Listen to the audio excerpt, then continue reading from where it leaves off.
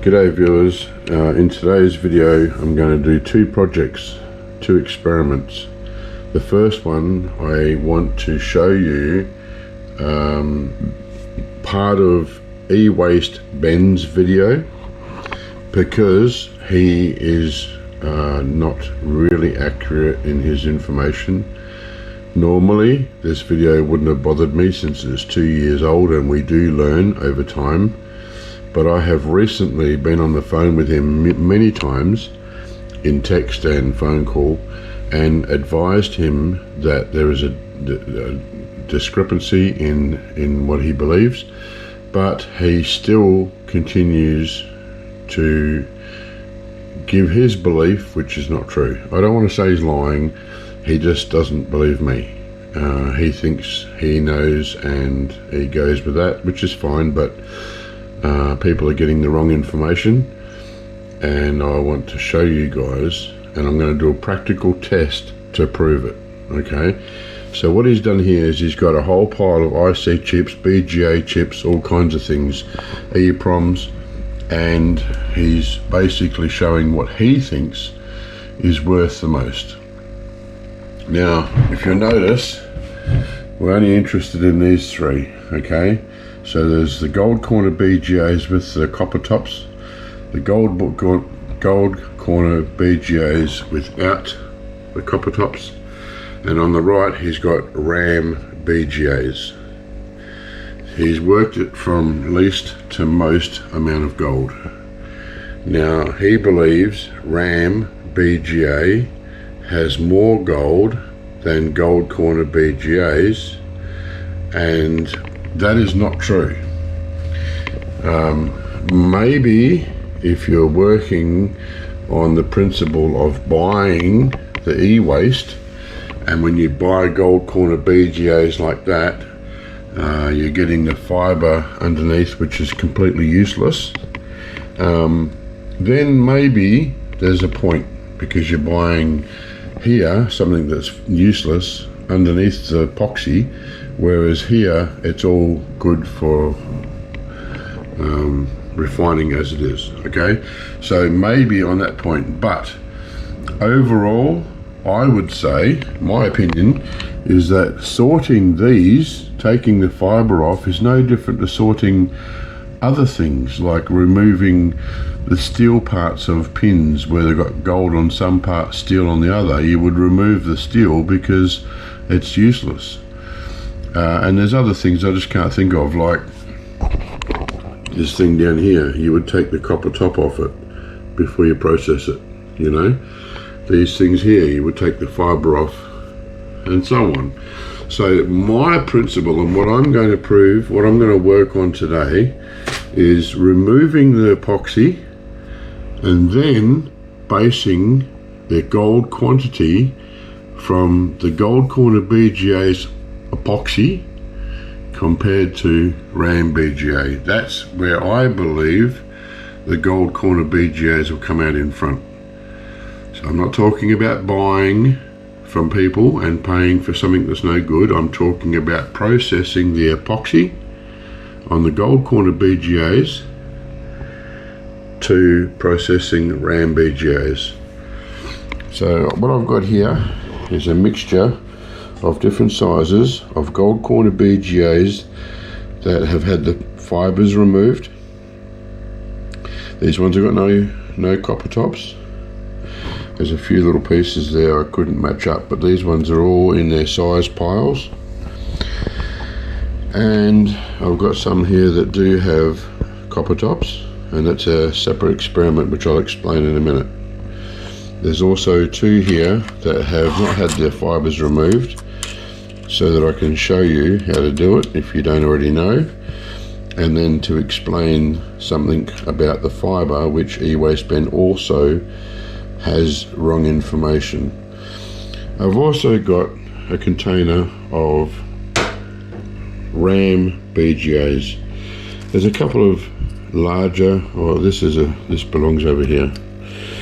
There are a couple of larger RAMs, larger BGAs, listen to me, larger RAM BGAs. I suppose you'd still call these RAM BGAs. These ones that come off circuit boards, but majority of these, and what I will show in the video only, is the ones that come off your RAM sticks, your memory sticks. Alright, so that there's no confusion, because he might think of these and I'm not going to mix these in, and then people say, oh, but there's a difference. So I'm only going to select the RAM BGAs that come off memory sticks. Okay, there's a couple of larger ones here, but I'm just going to leave those out, and so I'm only going to select those. So we're just going to play a little bit of his video so you can see what he's talking about, and he will say at some point, I'll try and get to it because his videos are quite long, it's a nice way of putting it, that once you peel the epoxy off, he believes there's gold in the fibre. Okay, it looks like there's gold in the fibre. It's a very, very big misconception. A lot of people look at it and go, geez, look at all that gold. But I can assure you the best thing you can do with the fibre is throw them in the rubbish bin. They are no good. Doesn't matter what it looks like, right? Don't let it fool you. It looks really good, but they're nothing. Amiga Geek recently did a video where he processed 1 kilo, 1,000 grams of, or almost 1,000 grams of those fibres alone, and got next to nothing. I personally, in over 10 years of doing this, have tried on multiple occasions of getting the gold from the fibre. It's a waste of time, but more so a waste of chemicals. You just will not get a decent return. They're not worth keeping. So I'll just start playing, and if he tends to, how do I say it nicely, talk a little bit too much, I'll try and pause it and fast forward it and get to the point. Which are your north-south type bridge BGAs with the I don't know of it being a north-south bridge, whatever the hell he's talking about. I only know of it as being a gold corner BGA, but I could be wrong. External, sticking out plastic piece. These ones here, you see the round silver top. That's actually a copper top. So these are, I value these more obviously than these ones because these are a lot lighter. But they still do have a copper top, and sometimes they don't have any gold in them whatsoever. This little gold piece here, that doesn't lead to anything. That's just basically a marker for where they put it on the circuit board, in which direction it goes to.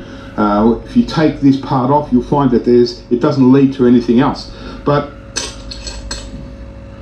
basically, underneath this copper top is still, we've got your gold sort of ring around the outside there, and that's basically what we're looking for here.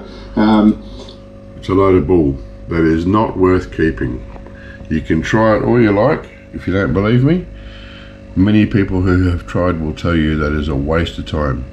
That one doesn't even look as good as some of them. Some of them look really good, but you're wasting your time and you're wasting your chemicals. Right, so now he'll get past the copper top thing. He'll talk about these ones being better than those, and then he'll talk about the BGAs being better again. And nothing else. Here's a smaller one that's half opened up, and as you can see, it's a copper heatsink. You can see the copper underneath there. That's not gold. And then in this case, inside this the plastic, there is a bonding wire, gold bonding wire that runs around the outside. Might be pretty hard to get, but that's the main sort of stuff we're looking for in there. Rubbish. And that's the gold. And you can see this absolute rubbish. This tag here, it might lead to this gold bonding wire underneath the green, but it doesn't really make much difference. But we're still going to get this because we're going to remove this whole top, and they process this green fibre, which we'll get that gold off. No, so we don't. I'm trying not to ramble on too much. So let me just add, okay, that EWASTE Ben has never, not once a day in his life, processed any bits of gold. And he openly says that. He says that he will do this when he retires, and he's never, ever refined any gold. So he's only going by what he believes and what he's heard, whereas I have been refining gold for over 10 years. It's up to you who you believe, but and like I said, the only reason I'm even complaining about this video, it is 2 years old, but I have since told him he's wrong, and he still tells people in today's videos that he thinks RAM BGAs are better. But this is basically going to mostly designed for newer scrappers that are looking at precious metal recovery and looking at depopulating circuit boards, and so that gives them a good idea on what they can actually, what they should be looking for and getting. So we're going to lead on to a whole lot of other things, but yeah. So we've got 3 now: silicon, heatsink, and north-south bridge type with heatsink as well. And then there's 2 more BGAs left that we're going into higher value, and reason being is they're only got a plastic top, so a lot less weight compared to this, because there's no copper obviously. So, you know, I wouldn't personally class that as being plastic. I think it's epoxy. I don't know if there's a difference or not, but I certainly wouldn't say it's plastic. If anything, it looks more like ceramic to me, but I'll go with epoxy. You know, copper makes up for quite a lot of this, whereas these are light as feathers. And so same deal here. BGA ball grid array. You see all the little balls underneath. So this is a north-south bridge type BGA. That's what we're kind of really looking for. And a lot of times when you knock them off the circuit board, you'll break the plastic type of stuff. Fear not, because there's really nothing inside that plastic. That is the biggest pile of poop ever that I've ever heard on YouTube. That is exactly what you want, not what you don't want. Okay, please do not ever discard this. That is where the gold is. You might not be able to see it, but that is where the gold is. Don't worry about this gold on the fiber that he's talking about. He hasn't got a clue. Saying that this is worthless is absolute garbage. Please don't ever throw the epoxy away. That is where you're going to get up to 10 grams of gold per kilo. I say up to because, like everything else, it varies between age and manufacturer. But the statistics show that with gold corner BGA epoxy tops, right, you'll get up to 10 grams of gold per kilo. Please don't discard those. You know, bonding wise and that, it's mostly just to hold down, you know, to cover it and hold down the silicon in the center.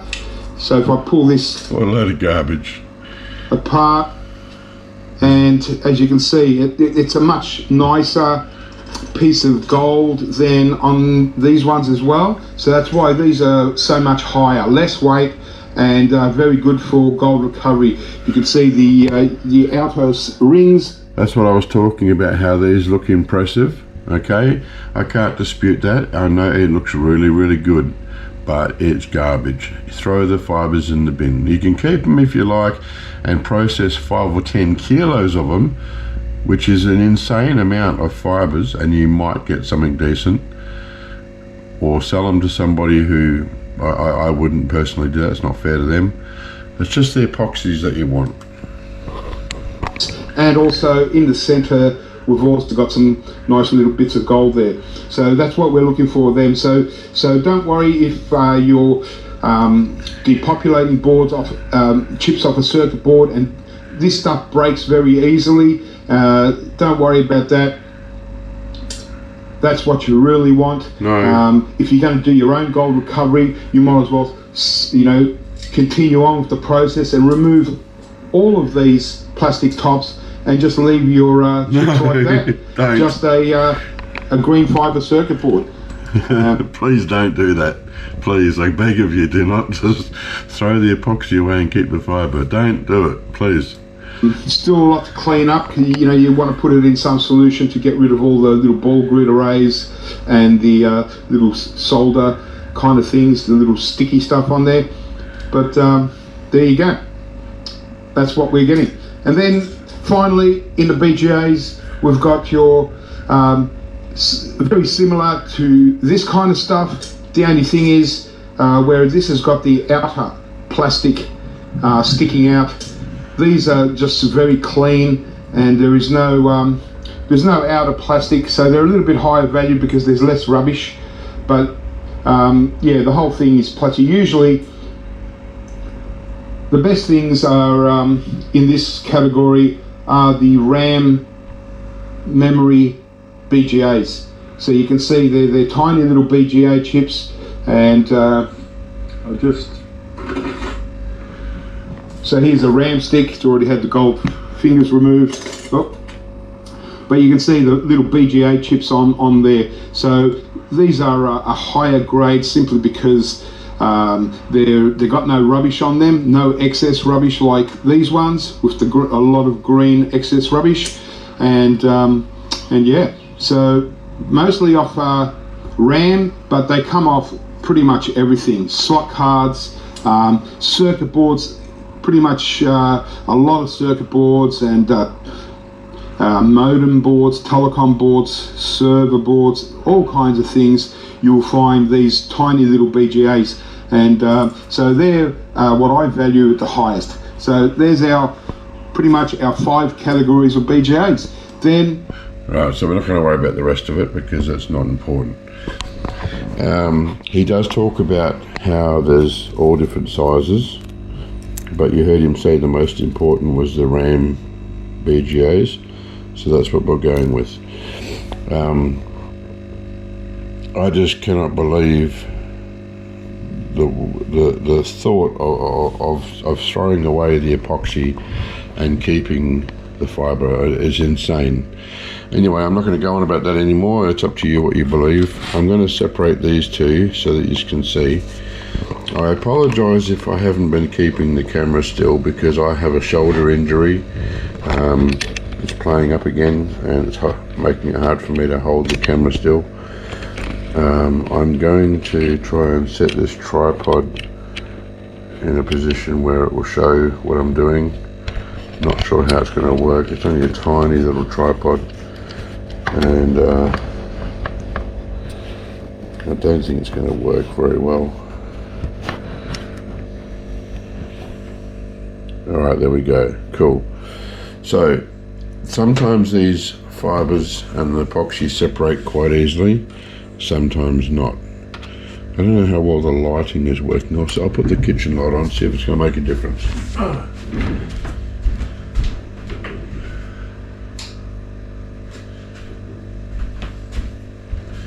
I don't know if that's any better. So the easiest way I found, and you might know of a better way, you might use a paint scraper or a chisel or whatever it is you use. I start with a pair of clippers and I don't bend that way. If you bend that way, what sometimes happens is you just snap the fibre. I actually pivot it that way. See if I can explain this better. I pivot it this way. So I put it down the length of the thing, but I only want to pivot and break off this corner. It lifts real easy, this one. Barely even touched it. And if need be, I'll go all the way around. I think it's already off, but I'll go all the way around until it comes off. I didn't even need to do the last corner on this one. There you go. There's that what looks like really nice gold. Throw it away. Rubbish. That is the epoxy top. That's the tiny little die where the gold legs are traveling to, and they're all inside the epoxy. Alright, keep that, throw that, or do what you like with it. Make origami pictures, do anything you like, but don't waste your time trying to get gold. So I'll show you on this other one. This one's a bit firmer. I can feel already it's a bit firmer, so I just crack the corner, you can see there. Then I don't try and go that way because I'm only going to cut the board or bend the board. I then go to the next one and I crack this corner. See, it sometimes breaks, that's why I've got a few broken ones. If that happens, bring the clippers back just a little bit along the corner, and then same here, up comes the corner, and up comes the corner. Now we're starting to peel the fibre. Sometimes they do, sometimes they peel really hard and it takes away a lot of the cardboard or whatever it is, for fiberglass I meant to say. You see how it's peeled off some of the fiberglass? But that's okay, that tiny bit on there is not going to bother. This one must have had a little chip inside separate to the main one, because I've never seen that little square there before, but it makes no difference. See, the fibre has come away here as well. That's okay, the tiny bit there is not going to matter, because this here is the waste of time. I don't care how good that looks. Many of you aren't going to believe me, just like I didn't believe people who told me. I thought, nah, surely there's gold there. But, you know, knock yourself out if you want to try it, but I don't. So that's how you take the fibres off. Some of them are hard, as you saw, and some of them are easy, as you saw. This one almost fell off. Alright, so now these go into their piles over here that are appropriately sized. So this is the first part of today's projects, is to show EWASTE Ben and you guys who, if any of you listen to his videos, that he's not correct in what he says. Alright, now, and I do admit, like he said, he buys a lot of e-waste, okay? I'm not talking about buying e-waste, he does. So maybe for him, if you buy e-waste, then these are a less better option than RAM because you're buying the fiberboard. I get that. My point is these have more gold as they are to the RAM. So let me just make sure that it's clear. All right. Now, my second experiment, and this is for my benefit, well, maybe for yours too, but I'm not doing this against EWASTE Ben. I'm just doing this because I am curious. If these with the copper top, if they really do have less gold than the ones without, I don't believe so. Again, if you're coming down to buying them, of course you're going to pay a lot more for these because of the copper than you would for these, which in turn would mean less gold. But I want to know on a case-for-case basis, does that and that have the same amount of gold? I believe so. There is a part of the chip somewhere that was floating around which came off here, so I'll select a better one. It's too big. There we go. Same to same. I want to know if they both have the same amount of gold.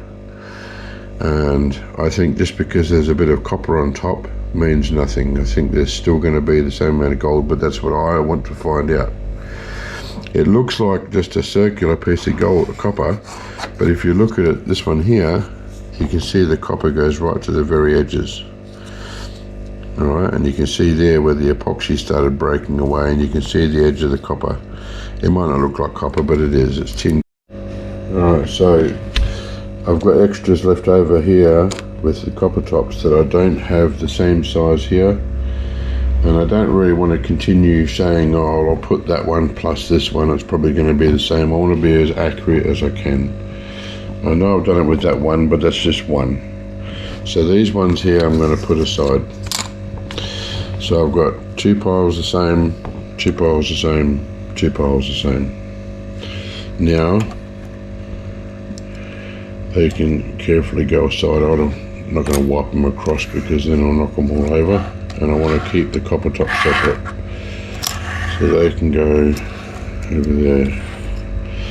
Now what I'm going to do is throw these in the rubbish, because they're rubbish. I know some of you are going, oh, don't.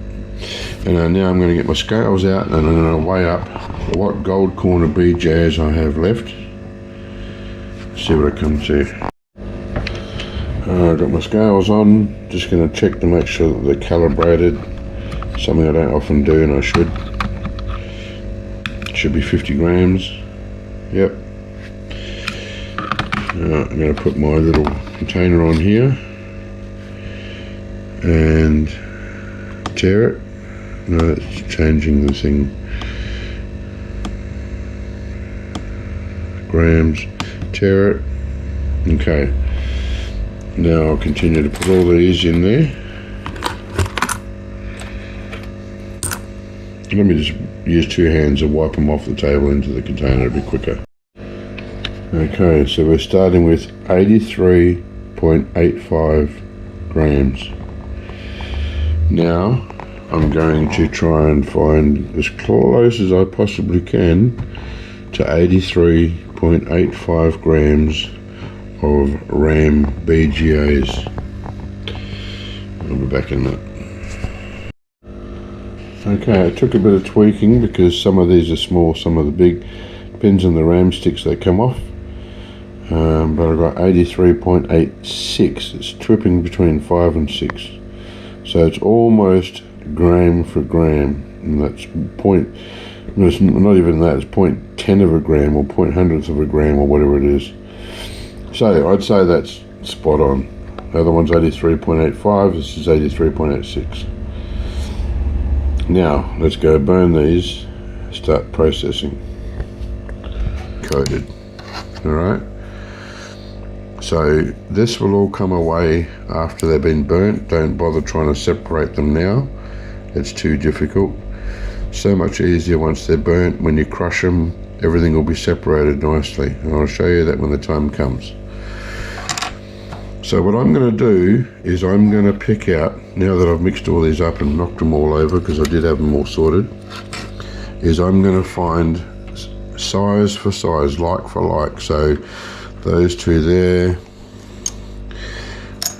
so we've got another one that size, so we'll put another one this size, and I'll continue doing that. I'll find the little piece that came off here, it's over here somewhere, and I'll put that one on there. So we've got the same size piles of the same size material. There's some little ones here, and I've got plenty of those over here, same for same size. So what I'll do is I'll sort these out, how many of these I've got. I'll pick out some the same as this. I've got lots that size. I've got a pile this size the same.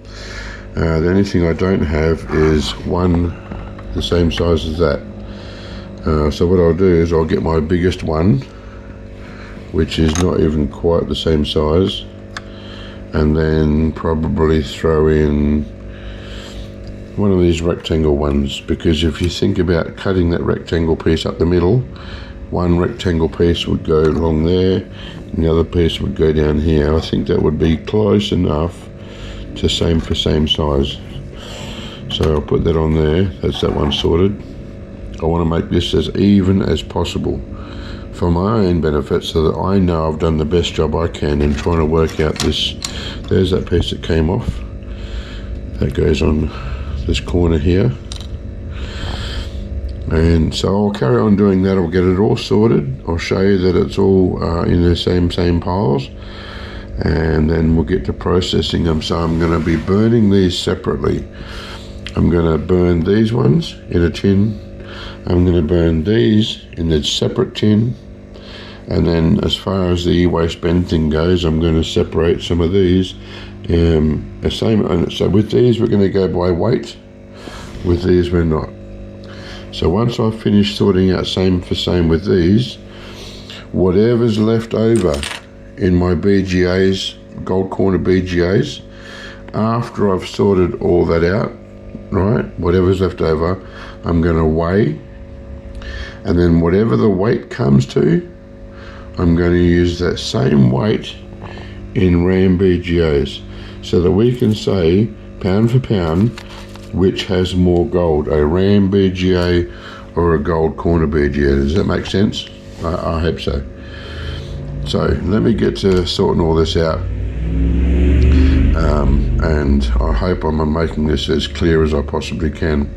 So once that happens, we're going to burn these in a tin, we're going to burn these in a separate tin, and we're going to burn those in a separate tin, and the whole way through the process they're going to be in their own beakers. I'm not going to mix them up. So at the very end we can get a final tally of gold from the 3 different items. I'll be back once I sort all this out. Okay, so I've got the fire ready to start burning these. But before I can do the BGAs, they need to be soaked in hydrochloric acid, because these little balls of solder, which is why they're called ball grid arrays, all needs to come off. And the gold corner BGAs, I have a couple loose here somewhere to show you. They don't need to be soaked in hydrochloric acid because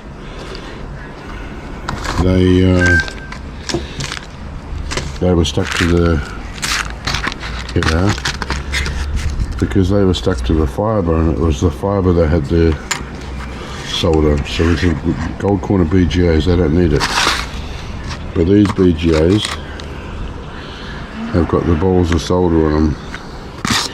So this here, I'll put them in there, and I'm going to put some hydrochloric acid in. Shouldn't take very long. Should start eating the solder off pretty quick.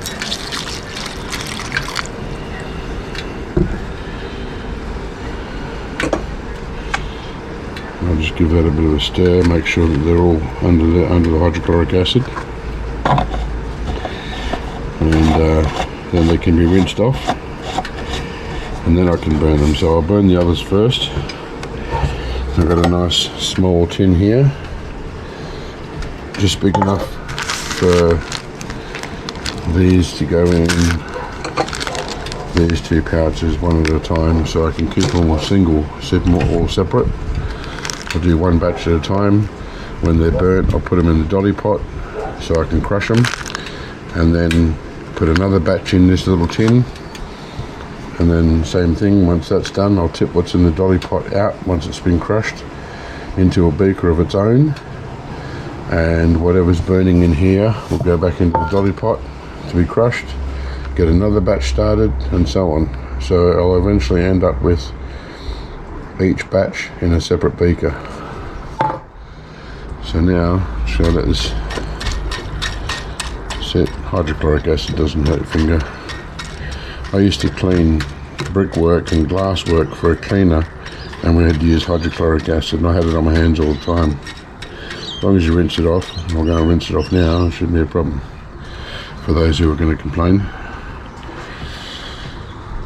Okay, so I'll just let that sit, and I'll start burning once the wood's burnt down to coals. It's raging at the moment, and I'll be able to start burning them. Okay, the first batch in is the gold corner BGAs that weighs the same as the RAM BGAs. So I'll just put those in, and I'll put a bit of wood around the outside and get these toasting nice and white. I doubt you can see the tin, but it's still buried in the middle and it's hot. I've got fire all around it. There's a blue flame inside the tin. I'm hot sitting about 2 or 3 feet away from it, so there's no problems. Those are going to be nice and white. I've seen people use their forge. I don't think that there's any point in wasting $30 on gas when wood's free. I've used this method for years and years and years and never had a drama. And while I'm on the conversation of that, I often get asked which is better, dry ashing or wet ashing. Hands down, dry ashing is better. For one, wet ashing is extremely dangerous. Sulfuric acid eat you to the bone before you have a chance to blink, especially when it's hot. So I have done wet ashing in the past. The reason I haven't done a video on it so far is because I don't want to encourage it. But people have been asking for it, so I may do one. But I'm not in a hurry for it because this is the best way to do it. Provided when you do your gravity separation, you're careful. For many years I've been doing it this way. I've over-checked my work so many times just to make sure. All the ash that I've poured off on at least 3 different occasions, I've checked I've processed with acid, and I've never had any gold show up in it. I always make sure before I tip anything out that it's only ash and there's no gold or silver amongst it. You'll see, if you haven't seen the process before, you'll see it when I do it. Once that fire burns down a little bit, I'll get a pair of channel locks or pliers, pick up the tin and give it a shake, make sure that the ones on the bottom are at top and the ones on the top at the bottom, so that they all get a good coating of the heat. But there's not much in there, so it's not going to be a problem. It's not like the tin's full. The problem with using forges and so on is you need the aeration, you need oxygen, and so this way the tin's open, they get plenty of oxygen. Can you see the blue flame in the tin? I don't want to get the camera too close and burn it. It's coming on nicely. So I've got my dolly pot there, which is just a steel tube. I welded a bottom onto it and a handle, and then I use a truck axle. You can buy these, but again, I made one for free, so why buy one when you can make one? If you guys haven't got the ability to make one, then they're not very dear. You might even be able to go to a metal fabrication place and ask them to make one for you, cheaper than what it would cost to buy one from the shop. So when they're ready, they'll all go into here and get pulverized and then sieved out, and anything that doesn't go through the sieve will go back into the dolly pot again, get pulverized again, and I'll keep doing that until it's just chunks of copper and things that won't go through the mesh. I'll tell you when I get there anyway. I'll show you what each stage as we go. Okay, can you see how nice and white they are? There is always going to be some parts that are black. That's not a problem. As long as you get it like that, that's perfectly fine. And a little bit of crumbs there, all this crumbs here. It's all going to go in the mix. There's a few that were still a bit dark. I'll put back in there. And give them a bit more in the hot coals. As long as you get a lot of white on them, it doesn't have to be 100% white. If it turns out like that, it's pretty good. Okay, they're ready to come out. It's the last lot of that, and the RAM Bgas have been soaking in hydrochloric acid. All the solder's gone. They've been rinsed off. I've got a bigger container here, and I'm going to put them in here. They're a bit wet still, but they'll soon dry in the fire. That's not a drama. So I'll put those in the tin now, stick those in there with some more wood around it. Take those ones out, put them in here, and start crushing them. I'll show you the next step. See how nice and white they all came out? Like I said, there will be some few dark spots, but as long as it's not black, it's fine. They look really good. So now I'll just let it cool for a bit, and then I can tip them into the dolly pot.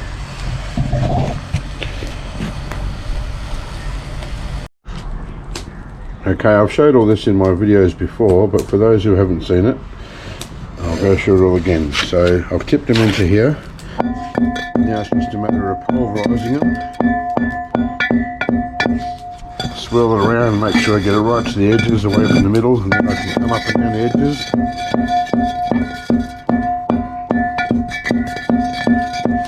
I just spend 5 minutes or so. It doesn't take much because they're ash, so it doesn't take a whole lot of effort.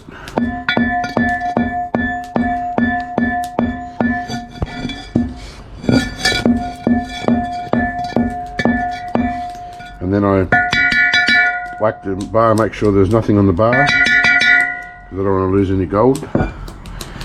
I'll put that aside for a second, and then I tip it into the sieve over the bucket.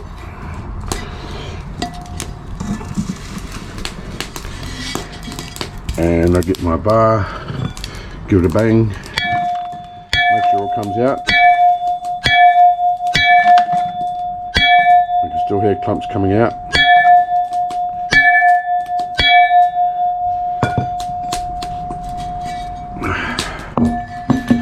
Now I'll just give it a sieve.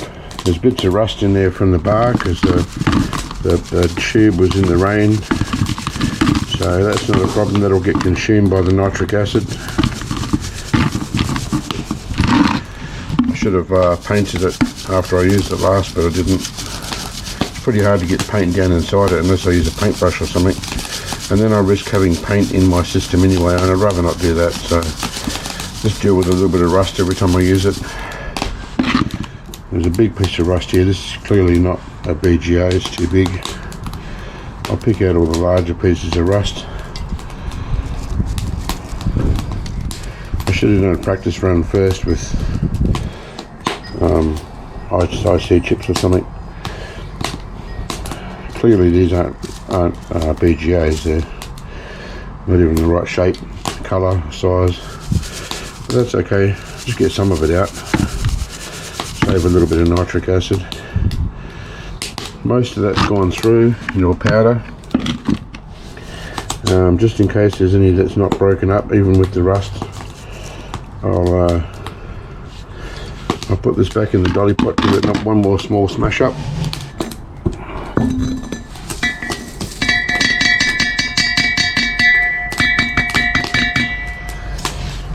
It's unfortunate, I haven't had the rust problem before. It's just like I said, it got wet over winter, water got in there.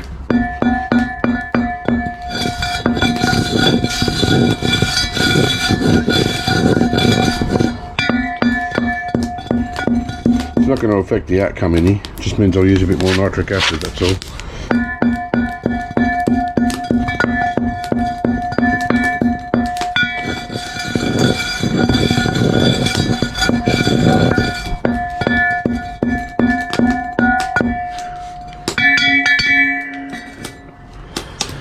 The rain BGAs are doing nicely at the moment.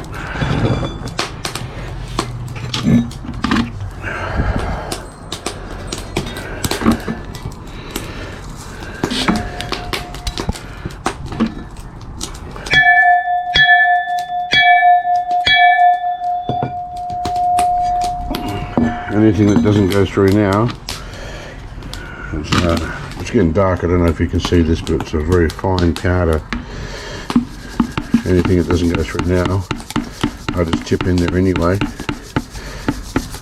because there's only going to be bits of flakes of rust and bits of circuit dye and bits and pieces.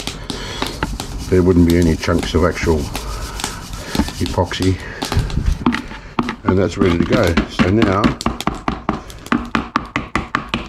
I'll get a beaker and label it. Oh, first of all I've got to do a gravity separation. So while these RAM BGAs are cooking, I'll go out the front with this more light and do a gravity separation.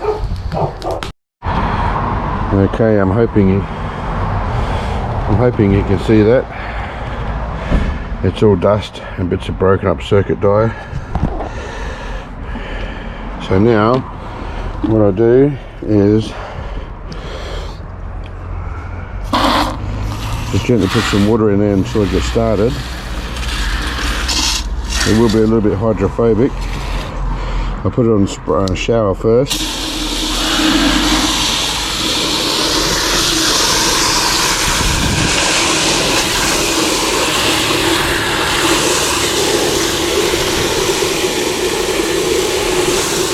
Now there's some water in there, I'll put it on jet and really mix it up. I did put a little bit of jet dry in there. Well, it's not jet dry, it's dishwashing liquid. Just I had a little tiny bit in there before.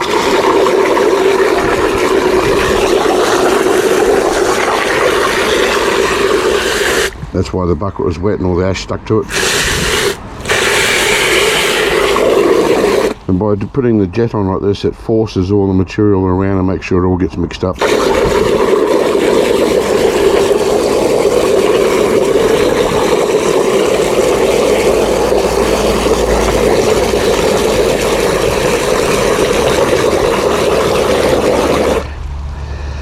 Go a bit slower now because I don't want it all spitting out. Put it back on the shower maybe.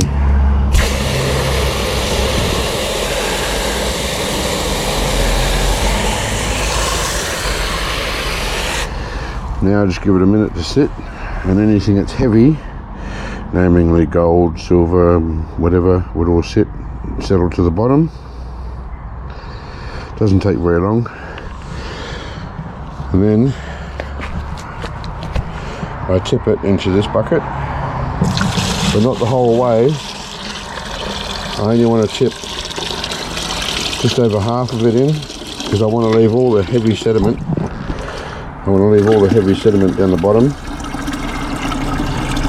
So that's fine, because that way all I know is I'm pouring off ash. Anything that's good will still be down there.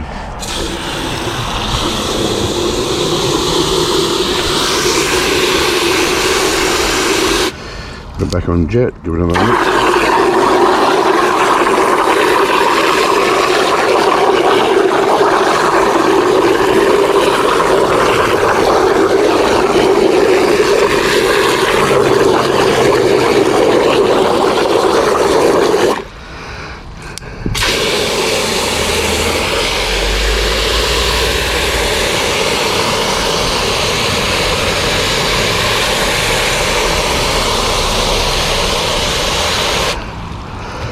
Give it a minute to set.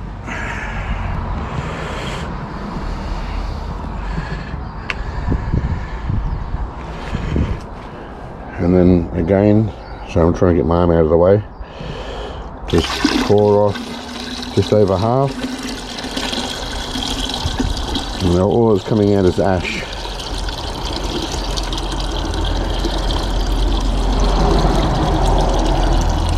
And I'll stop there. And I'll just do that about 4 or 5 times.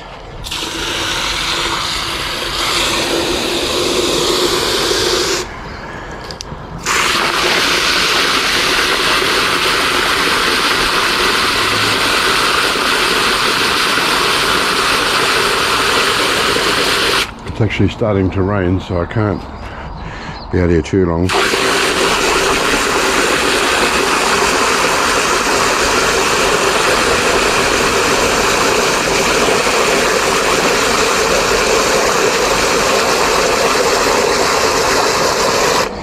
I used to spend half an hour doing this because I was paranoid I was losing gold, but I've since learnt with years of experience that I can do it for like 5 or 10 minutes and still get the same outcome.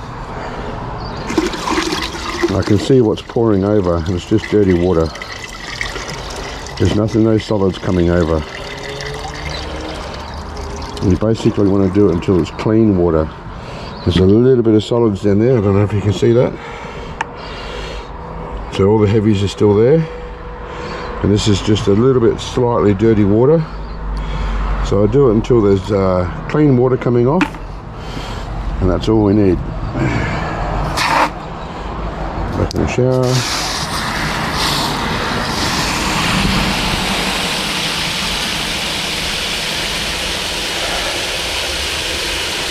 Any heavies that have gone across into here will get put back into there anyway, but there won't be much.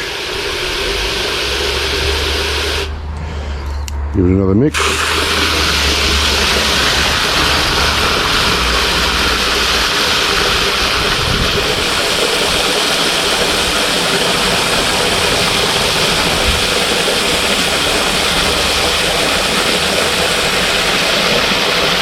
And I'll let that sit.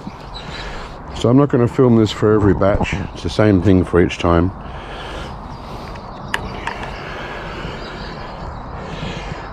And now I can see there's clear water coming off. Minute amounts of ash, that's all. But it's pretty much clear water. You can even see the sediment in there still hasn't moved. See, clear water with the ash and sediment in there. So now I'll tip this out a bit, see if I can get this right. Just tip this out carefully, not all of it, just till we get down to the bottom part.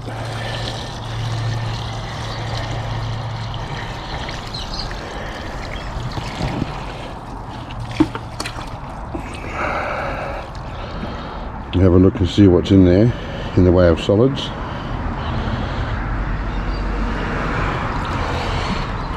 There's a minute pile down the corner there. A little tiny bit down the corner, which is probably just heavy ash. But for the sake of it, I now wash this until this comes out clear. And once that comes out clear, the water, then whatever sediment's in there goes into there and we're done. And if you do it this way, I guarantee you will not lose any gold. You should make sure that the water coming off is clear.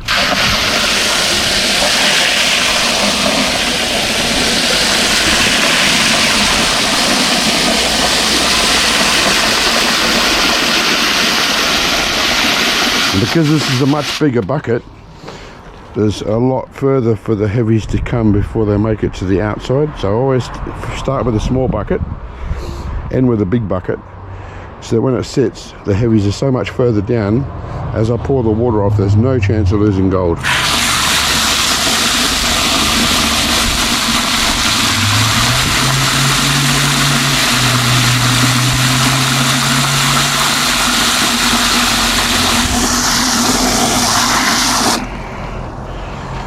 Let's see what this looks like.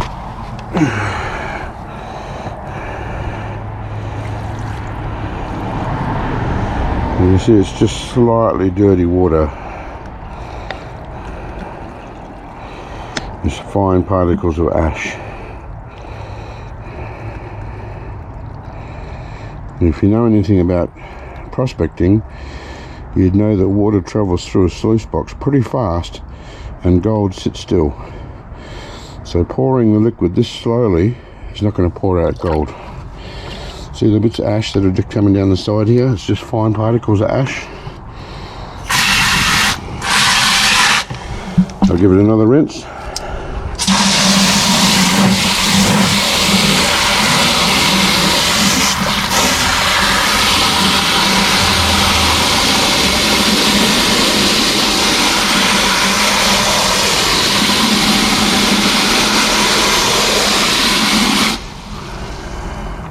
I can even see the bottom of the bucket. That's how clean it is.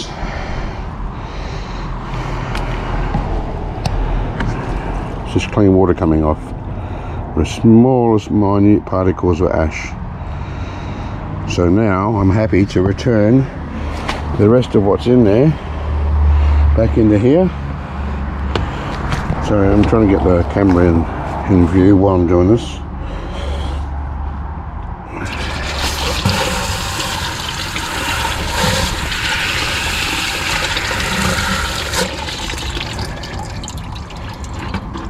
Okay, your bucket's clean. We'll pour this off.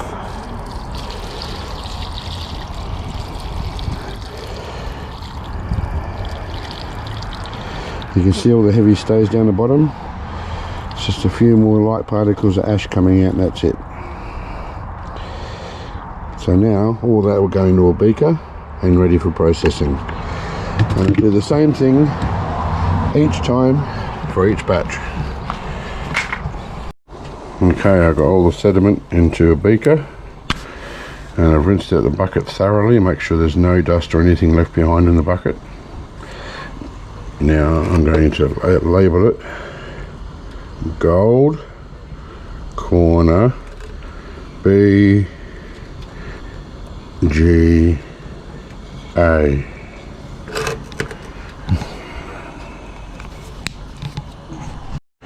And what I'll do is I'll put versus RAM, because there will be other beakers with gold corner BGAs in it. I don't want to get them mixed up. Alright, gold corner BGA versus RAM. Okay, it's the next day. The RAM BGAs are sitting in there all night until the fire died out. So now I'm going to put these into the dolly pot. Totally empty. So now the last two batches that we have are the gold corner BGAs with the copper tops. I'm going to put those in the big one.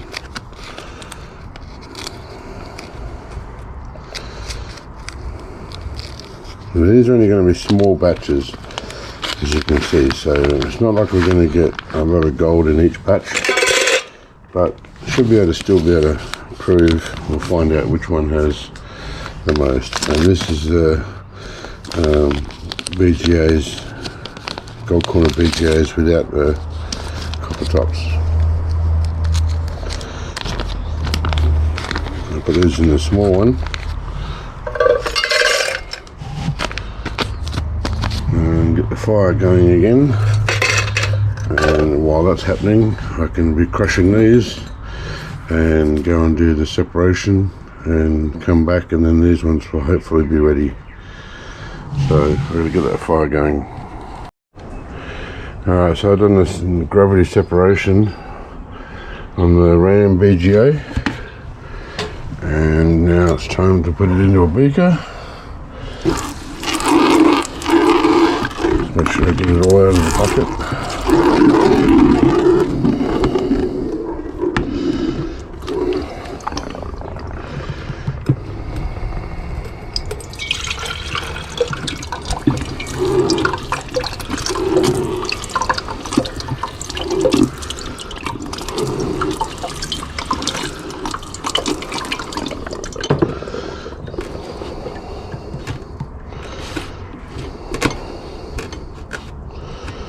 Every little last bit.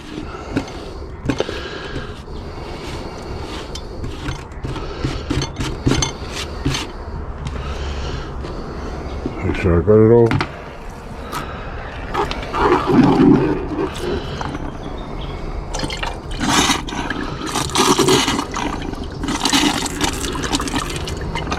Alright. Pour the water off.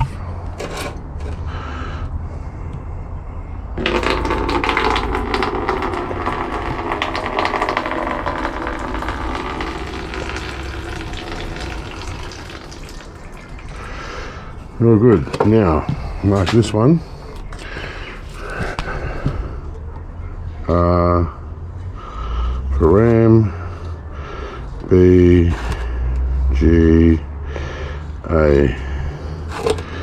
RAM BGA. So we got gold corner BGA versus RAM and RAM BGA. So I'm going to start with the gold corner BGA versus RAM. I'm going to put a little bit of distilled water in there. Now I would normally use a lot bigger beakers for this, but I don't have 4 of them, and I'll just do little bits at a time. Nitric acid, so it doesn't really overflow, hopefully. I would normally put a lot more in. I'll just keep an eye on it. It's going to be in a catch pan anyway. So I'll put that one on the heat first, turn it on about halfway, and use the nitric acid to consume any copper and any silver that might be in there, anything else that could be in there. And if I need to, I'll put some more nitric. When the reaction, I'll put a lid on so I can see the fumes, because you need to be able to see the fumes. That way you know if there's a reaction or not. Sometimes if there's no lid, the fumes just dissipate and you can't tell. When the reaction dies down, there's no more fumes. I'll put a little bit more nitric in there, and I'll keep doing that until it has no effect, and then I'll know that all the base metals have been consumed. I may need to put a little bit more water in there for medium, for somewhere for the metals to go into, but for now that should be fine. So I'll just let that cook for a while. Once that's done and all the base metals are consumed, I'll swap over and do this one, and I'll get them all up to the stage where we're ready to do gold, and I'll do them one at a time. Then I'll get them all of them up to that stage first. So while that's cooking on the hot plate, I've got both of these tins in the fire, the two lots of gold corner BGAs, one without copper top, one with. So I'm progressing quite well now. I'm getting things done, and hopefully by the time the base metals have been consumed and ready to swap over, these will be done as well and ready to crush and gravity separate. Okay, I've just done the gravity separation, crushed and gravity separated the gold corner BGAs with copper. So now I'll get all this into the beaker. These are, this one and the next one is the one where I want to find out if they have the same amount of gold. Just because there's copper on them, I don't think it's going to make a difference. However, I think there's probably too small a sample to really get a good idea.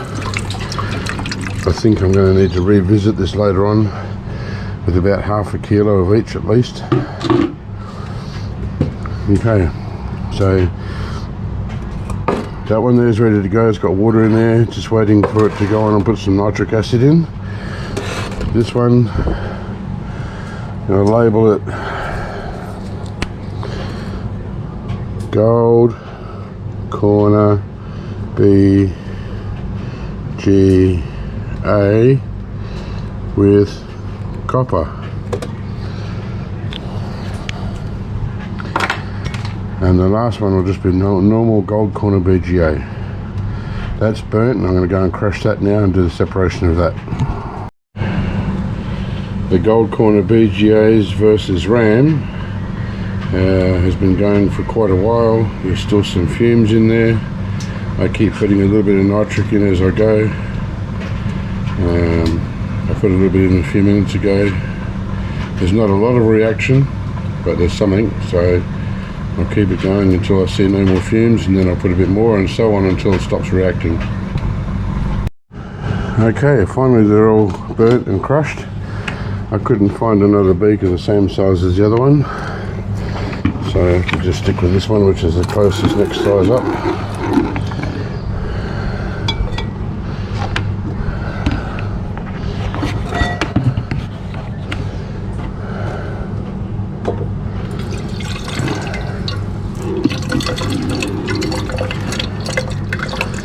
And it's important to remember that even if these have the same amount of gold, I'm not expecting exactly gram for gram, because manufacturers, age, all that sort of thing comes into account. As long as we're in the same ballpark, as long as we're roughly the same amount of gold in these two subjects, just to prove that it doesn't matter whether there's copper on there or not. I think all of this whole experiment, all of these are going to be two smaller samples, but that's all I had at the time. So I don't know so much about these last two, but the RAM versus gold corner BGA I will definitely revisit in the future, and hopefully have about a kilo of each. That would be nice. So this one here just gets called gold corner BGA.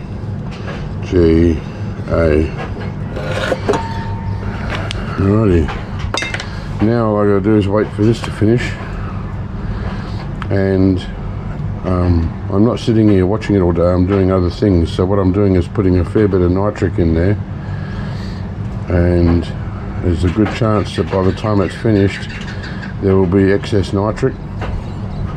So what I'll do is I'll let it settle, so any gold that's in there falls to the bottom, and then I'll carefully pour off the majority of that liquid into the next beaker so that I can carry on and so on.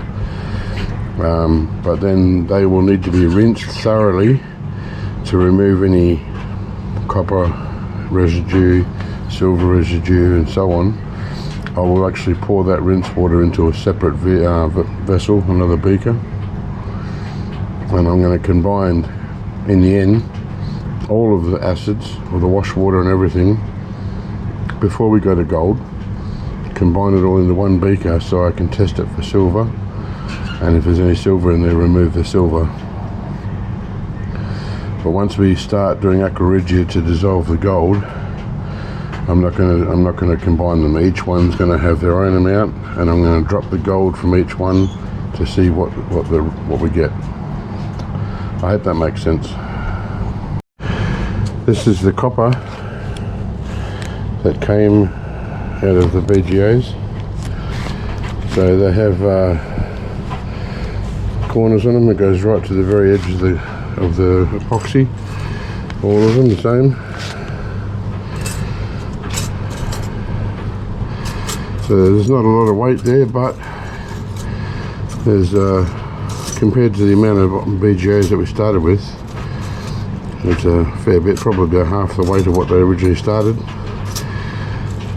So that's why I said if you're buying them, yes, you'll be getting less gold because you're paying for more of this. But I'm still curious to see if two exactly the same have the same, roughly about the same sort of gold, with or without copper. Okay, so each one of these now have all had their seat in the hot spot. They've all been on the heat, and all the base metals have been dissolved.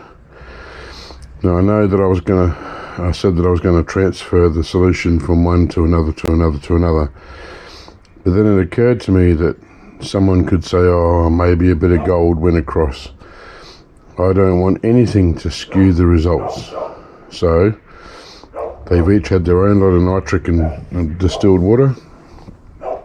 And I'm going to filter all the solutions individually, and the filter will then be returned back to the beaker. So there's no cross-contamination. Nobody can say, oh, there's some spilt into there or whatever. So I've got a beaker set up here, a filter and I filter the solution. Once I get down to the last little bit, I'll be able to rinse it out thoroughly.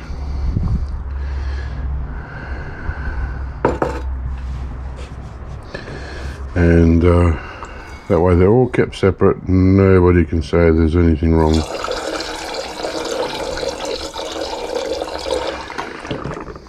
And once I've done this, and they've all had their chance to be rinsed thoroughly, then I'll start putting them in aqua regia.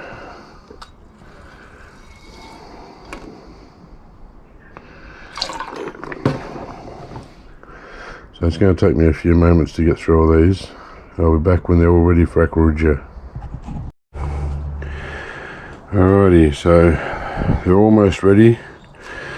There's one more here, a little bit left to go.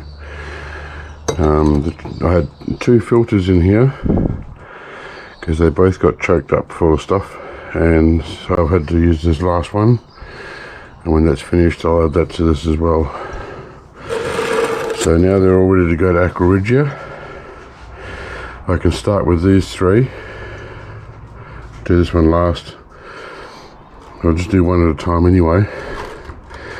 So we'll do RAM BGA first. Put enough hydrochloric acid just to cover it. Doesn't need to be a certain amount. There should be plenty.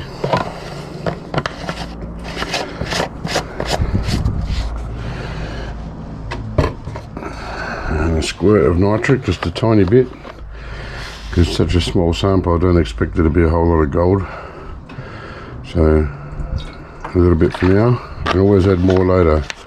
Better to keep adding it than to put too much and then have to denox it. Put the lid on, put it on heat, about half, and let that react.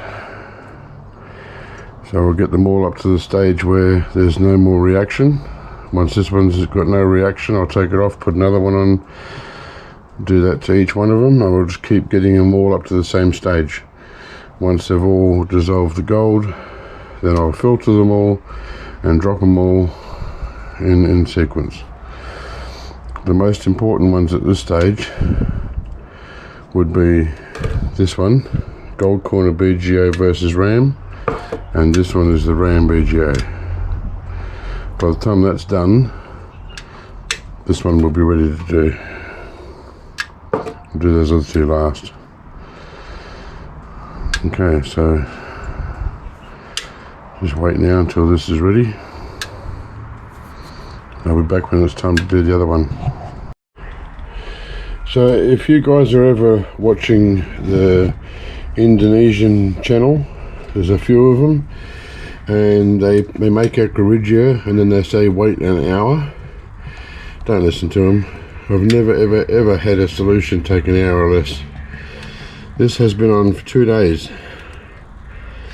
Every time I put more nitric in there, just a little bit each time, I get another reaction.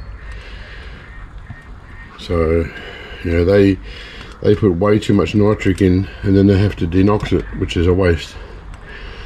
So maybe when you do it that way, it might take an hour, but that's wasting acid.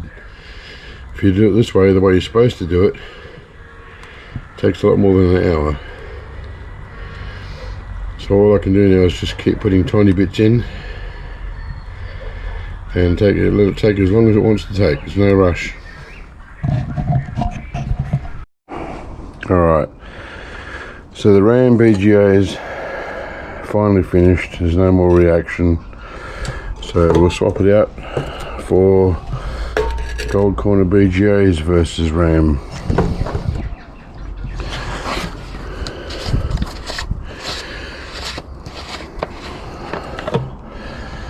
Hydrochloric acid, enough to cover it all.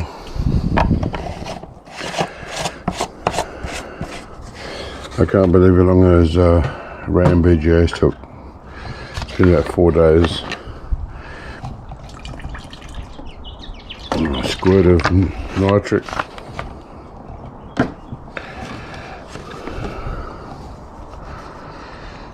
The lid on. It's on. Put up about halfway. Now let them sit. Once this is cooled down, I'll be able to filter it, and then it will be at the stage ready for dropping. And like I said before, I'll get them all up to that stage. So this one's been on there for 3 days. I've been adding more and more nitric acid. I even topped it up with some hydrochloric acid just to make sure that it's hydrated. And each time I stir it, and I rinse off the stir rod with water, so that's why the solution's getting so high. I've just put nitric in there, so I'm expecting to see some fumes form soon. And if not, then this will be ready to come off today, if there's no more reaction with the nitric I put in. But if there is, then I'll leave it on there obviously until there's no more reaction. It's taking a while, this video. I've still got these two to do yet, so I'll come back once this one's finished. Okay, so I'm at the stage now where I'm filtering all of these solutions. The beaker looks pretty disgusting. I could go and wash it. I'd have to write all this on again, and I'll just leave it as it is. It won't matter if the gold's going to be dirty drop, because I'm gonna excuse me, redissolve it all and refine it anyway in another video, so I'll just drop it as it is. But there's the solution there being filtered. So that one's done. This one's done. That one needs to be filtered, and that one needs to be filtered. Just coming on nicely. Alrighty, so we're almost at the stage where we can start dropping the gold. This one is starting to get too full, and when I put SMB in, I dissolve it in water, so I need room in the beaker for water. These ones are done, these three. Not really sure why this one filled up so much more than the others. Like I said, just rinse water and all that type of thing. I got carried away, I guess. There's no biggie. I'll just evaporate it down a bit. So I've got it on high heat, no lid, so that the fumes can escape. And I'll try and get the liquid down to below VS, and that should be good enough. Alright, so they've all been filtered. I've all put a tiny bit of sulfamic acid in each one just to make sure that there was no excess nitric, and there's not, and that's usually because I do incremental additions, so I put a tiny bit as I need it rather than putting a lot in at once, because I don't like to waste it, and when you have to denox it, that's usually wasting it. So all 4 of them are ready to go. I did have a lid on here, I just took it off a second ago, and I've got some water here with SMB. It's a bit clumpy, it's gone really hard, so I'm just letting it soak for a second or two. It will dissolve, it's just taking a bit of time. And I've talked in this video a lot about saving money on acids. I also like to save money on distilled water. Now, any sort of saving you can get is better than nothing. Okay, with this hobby, it's hard enough to make, you know, $1 or $2 when you've got to buy all those acids and stuff. So I save everywhere I can. Now, some people might think a couple of dollars for a bottle of distilled water is not very much, but when you go through as much as I go through, it soon mounts up. So what while I'm waiting for this to dissolve, I'll show you what I've got out here. It's raining for the next few days, and I've got these tubs lined up out in the open. They're quite large tubs, I think they're 20-litre tubs, and catch all the rainwater. Now, it doesn't matter if bugs or a leaf or whatever lands in there, because I filter it anyway. But you have to make sure, if you're going to catch rainwater, that it comes directly from the sky into a tub. You cannot have runoff from a roof. So like, I can't go over to my gutter here and put a tub under it, because you're having the water coming down off the roof, and there's all kinds of minerals, and for one, it's a tin roof, you don't want any remnants of tin at all. But there's all sorts of, you know, minerals and stuff in the on the roof, and you just don't want that. So it has to be totally from the sky straight into a tub. And there's a bee stuck down in that one, so that's okay, I'll just filter him out. Alright, so I save money there, I save money on acids, I save money wherever I can. So now with the SMB, you could either put it in as powder, or you can put it dissolved in water. There's 2 reasons why I like to dissolve it in water. The first reason is because you're supposed to dilute your gold solution anyway before you drop the gold, because gold drops better, easier from a diluted solution. And secondly, because again, I like to save, and my SMB sorry, it's moving away from the hot plate. I got some silver that I melted in the last video. Well, I didn't melt it in the last video, but the silver from the last video I melted, and it's in some hydrochloric acid to get rid of the borax. You can't use sulfamic acid. I mean, you can't use sulfuric acid because it will dissolve the silver. So anyway, as I was saying, I get my SMB from a food manufacturer, a food supplier, where butcher shops, where butchers go and buy their knives and ingredients for sausages, and all sorts of catering shops go there. Basically a supply shop for restaurants and butcher shops and all that type of thing. So I buy my SMB $19 for 5 kilos. Now, I don't know about the stuff you guys use in America, because we don't get that here. I'm pretty sure I saw someone say on a video once that they pay $14, and it looks like a half-kilo bottle. It's $14 for a half kilo as opposed to $19 for 5 kilos.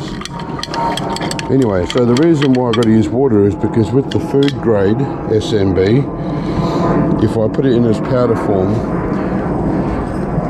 it goes like a maroni colour, gets a maroni sort of coloured skin on the surface. It just doesn't want to play the game. But when I dissolve it in water, I don't have an issue. So that's the two reasons. One, because you're supposed to dilute the solution, and two, because of the food grade SMB.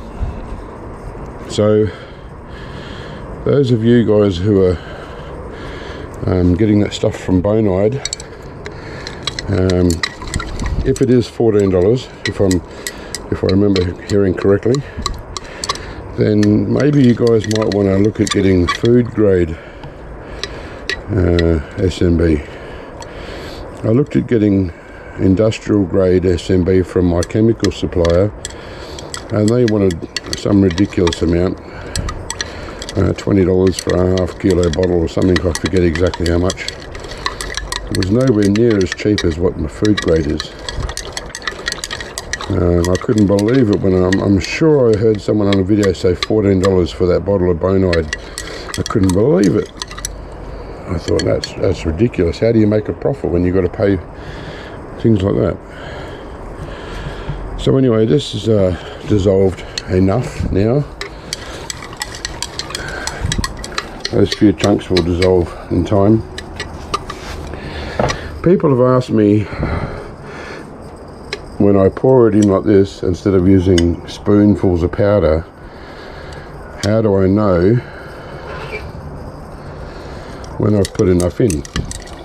Well, it's really quite simple. Just do a Stannis test. You pour some in and then wait a bit and then do a Stannis test, and if it needs more, pour some more in. I don't normally make up this much, but because I've got the 4 beakers here, that's why I've made a lot. And if there's any left over at the end, it's not wasted. I'll just hold on to it for next time I need some. And I'll be doing quite a bit of gold in the next few weeks, so it's not going to go to waste. If some of these chunks fall in there, it's not going to matter too much. I don't know why, but for some reason it doesn't do the same thing. If a chunk falls in, I don't get the maroni coloured look that I get when I pour the powder in. It's hard to explain, but trust me, there's a reason why I go this way. So I'm going to pour. I've done a Stannis test already on all of these, and before I continue, as I've said before, this is such a small batch, and I'm talking a tiny batch. I'm going to be very surprised if I get any more than just a light dusting of powder on the bottom. Maybe these two, they might do okay, but these two here, I'm only expecting a few granules on the bottom. I'd be pleasantly surprised to see more. So when I did a Stannis test, it barely showed a reaction. After a while it did come up with a dark stain, but it took quite a while. And when you've got hardly any gold in solution, it takes a long time for the test to show a positive. And when you've got a lot in solution, it goes black instantly. So it did test positive, all of them. I'm just going to put some in now and then let it sit for a bit. And then I'll do another Stannis test on each one of these to see if it needs any more.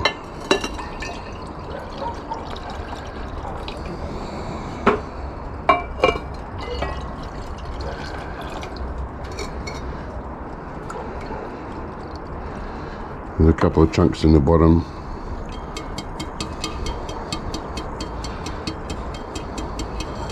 Put those in there. There's a few chunks in this one as well.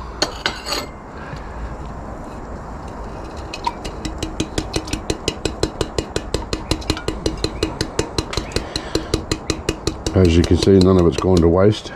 It was the right amount made up, at least at this stage, until I do a test. This one here you can already see has gone dark, so that's a good response for that. I half expected them all to take quite a while, but this is what I think would be the best of the lot. This is the gold corner BGA versus the Ram BGA. So I'm expecting this one to be the best of all of them.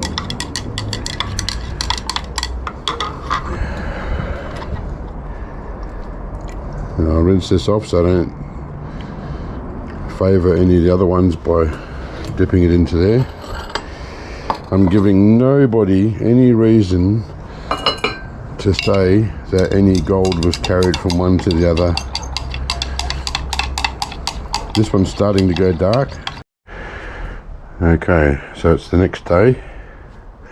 The gold has settled in most of them. This will show you the difference between a dirty drop and a clean drop. This one was a fairly clean drop, and for the most part it's nice and clear. The gold at the bottom, there is a little bit of gold stuck to the glass. See, it's dropping now as soon as I moved it. That's a nice clean drop, or cleanish, cleaner than the rest of them.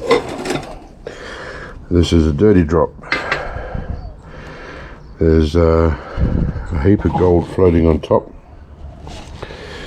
So when you get a dirty drop, you normally get colloidal gold and floating gold. There is some gold at the bottom, but there's a lot of gold floating on top. So what I need to do is get the squirt bottle. This is one of the only times I use a spray bottle, and give it a mist on top, break the surface tension, and that'll drop. See, like it's already starting to now. Can you see that? Some of it's really starting to come down. I really don't have much light under this patio. This one here, it's a fairly clean drop. Clear solution, gold at the bottom, no gold on top. And then this one here, another dirty drop. Gold floating on top. Relatively clear liquid, but you can see the colour of it. Gold dropping now that I've moved it, and gold at the bottom. So both of those need a spray, and I've got my spray bottle here, so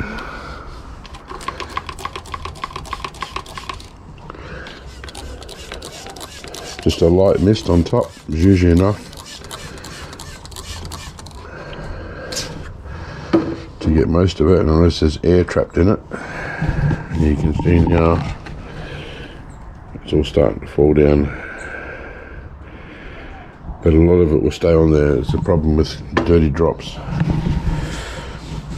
So usually what happens in this situation, what I'll do with these two, because I'm not going to wait all day for it to settle, and half the time it doesn't, it's already starting to float back to the top again, is I'll put these two, this one and this one, into a filter. And no, that's not going to work. If I was going to refine it, it would, but I was going to get the powder. Bugger. I was going to dry the powder out and weigh them. So I'm going to think about this. Well, because I can only do one at a time, I guess it won't hurt to wait for these two to drop, and I can dry these two, this one and this one, get the process started and wait for these. These wouldn't matter if these drop for another day. See, it's all starting to go back up again. I don't know if you can see that. All the particles are starting to move back up. So annoying. I may need to give it a bit of a stir, break up the, oh look at that. I don't know if you can see that. It's all I'm doing is I'm only down about an inch into the water, the solution, and all of that's gone into chaos. Hopefully that might drop now. It might have just had some gases caught in amongst it. When I say gases, if you look at this one, there's air bubbles in the bottom. So sometimes that's what happens, they get these, I don't know if it's gas or air or whatever it is in there, and it helps it float. So again, I'm only just an inch, half an inch into the solution and stirring just what was floating on top. Oh, there goes the plate. Lucky it wasn't the beaker. That's alright. That wasn't too clever, was it? Well, see, I'm happy to show my accidents on here. I don't edit things out. I keep my videos real. Now I'm just going to see if that settles. Hopefully it does. If it doesn't settle, what I can do is catch both of these, and if it doesn't settle, I'll catch all of them in filters, each in their own filter. I'll refine the gold, each one of them individually, then the powder will sit better at the bottom, and then I can weigh it. It's the only way I can see of doing this. I'm not going to go refining 2 of them and not 2 of them, because people will say there's a difference in the quality of the gold. So I'll start drying these 2, see if they settle. If they don't, then it's going to be a waste of my time in drying these 2, because they're going to get refined anyway, but so be it. I've got to do something.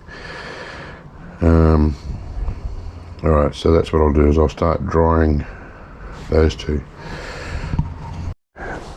Okay, so I've got the solution siphoned off. So far, the amount of gold is looking pretty much even. This one here might have a little bit more, which is surprising, because this is the BGA with copper. I did do a stannous test, I forgot to tell you, on each of these, and they're negative for gold. So I know that I haven't lost any gold in solution. I tested them all first. I meant to show it on video but forgot. My bad. So what I do now is I get my little watch glass. There will be some solution or some water in this, but I can get that out with a pipette. And I just see how easy this is with these squirt bottles. So easy, as opposed to using a spray bottle. I love it. I'll never go back to a spray bottle unless I really have to.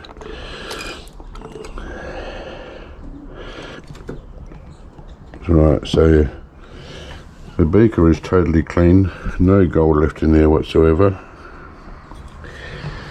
And now there's the liquid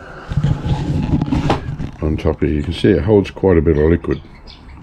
Now I'll get a pipette and I'll suck all that liquid out until it's just powder.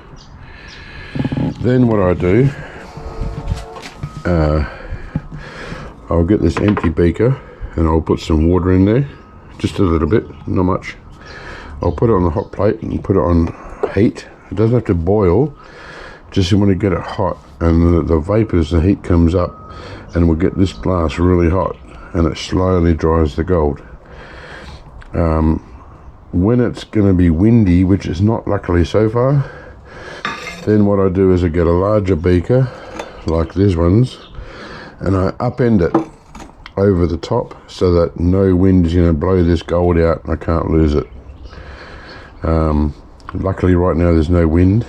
I'll monitor it all day just to make sure that no gusts of winds are coming or anything like that. I put it in a catch pan anyway, so if a little bit was to come out, it's going to land in the watch glass. But for all intents and purposes, I only do this when it's totally dry, or I put a beaker over the top.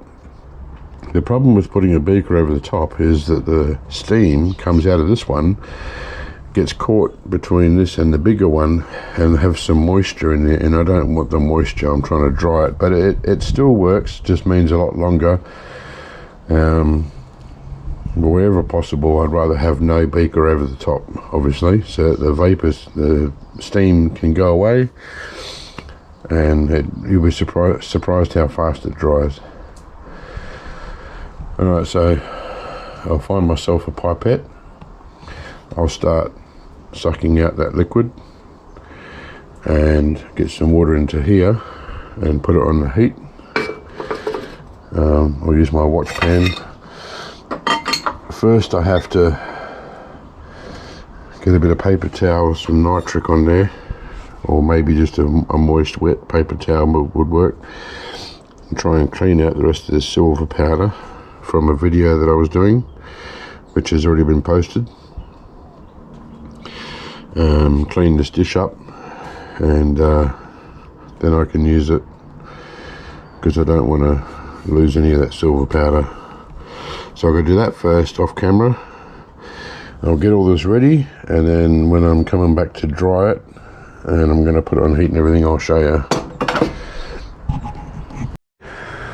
I was sitting here with a pipette, squeezing, painfully trying to get all the water out, which would take a little while. I glanced over at these ones and I can see gold still floating on the surface. It's not even trying to come down.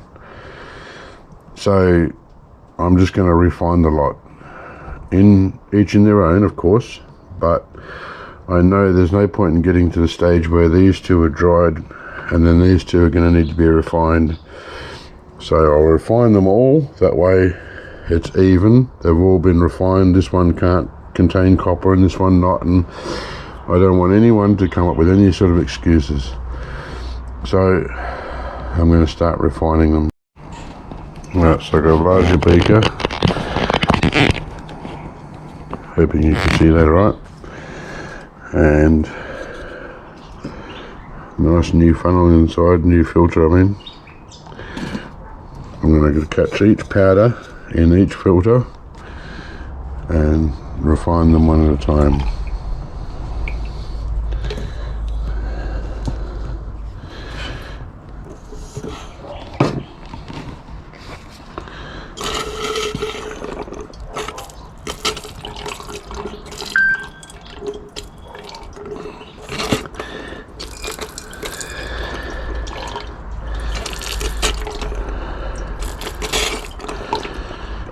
I hope if my bottle of water was full, but that's alright.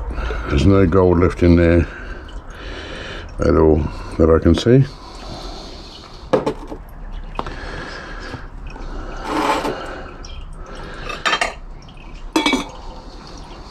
Got my dish free of silver.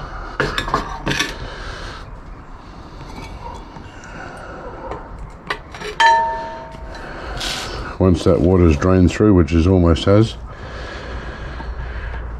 I'll put that filter back in its own beaker and put that on the heat while I start filtering that one.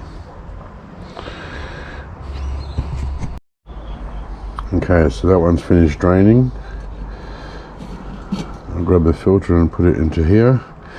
Now I should add that I normally am very crucial about the wash process. The wash process is very, very important.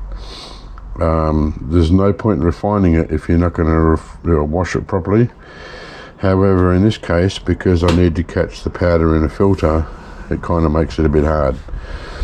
So once I've refined it, it's going to settle a lot easier and it's going to be a lot easier to wash, and then I'll go through the full wash process with it. And then I'll end up refining it again anyway, because I've got more gold powder that I've stashed aside that needs to be refined, and it's waiting until I get enough. So I'll add this to that, and I've got more gold videos coming up, so I'm basically going to mount it all together and wait until I'm finished doing gold for a bit, and then refine the whole lot. And when I say refine the whole lot, I mean like to 3 nines fine. So it might be another 2 refines, 3 refines, whatever I think it needs, until I know that it's 100% pure, or as best you can get. Okay, so now this one can go on the heat. First off, a little bit of hydrochloric acid, and the best thing about this, about refining it now as opposed to dealing with this, is I'm only going to have a small amount of solution. I don't need to have a full beaker, each one of them can have a small amount of solution to deal with. Now, I use incremental additions, so small amounts at a time, rather than dumping a whole lot in and wasting it. By the time I'm finished, it shouldn't need to be denoxed. I generally put just the smallest amount of sulfamic acid in there, just to make sure. There might be like half a mil of nitric left over in there, rather than 3 or 4 milliliters or whatever. Like some of these people, they do a 3-to-1 ratio, which is stupid. Okay, that's plenty. That wouldn't have even been half a milliliter of nitric. Now I can put this lid on, put it up on the heat,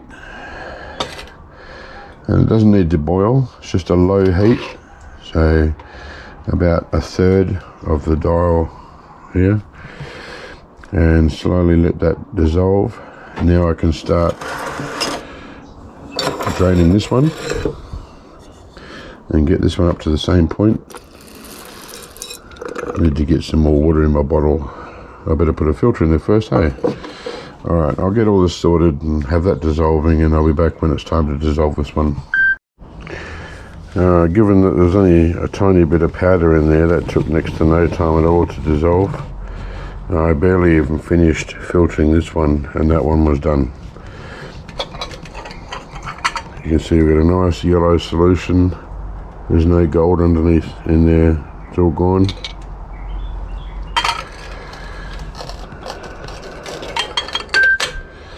So I'm going to put the tiniest little bit of sulfamic acid in there, just to make sure that there's no reaction.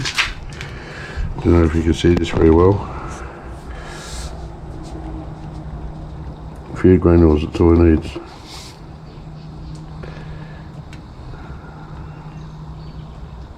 Barely a reaction, just a small little bit of fizzing. That's good, that's how you want it. Doesn't matter if a little bit of sulfamic goes into solution, because it creates sulfuric acid, which is going to get rid of any lead that might be in solution. But that wouldn't even been half a gram, not even. So no wastage. So now I'm going to put some ice cubes in there to cool it right down, and that way if there's any silver in there and copper and things like that, usually silver, it doesn't like being in a cold solution, and it drops out of solution real fast.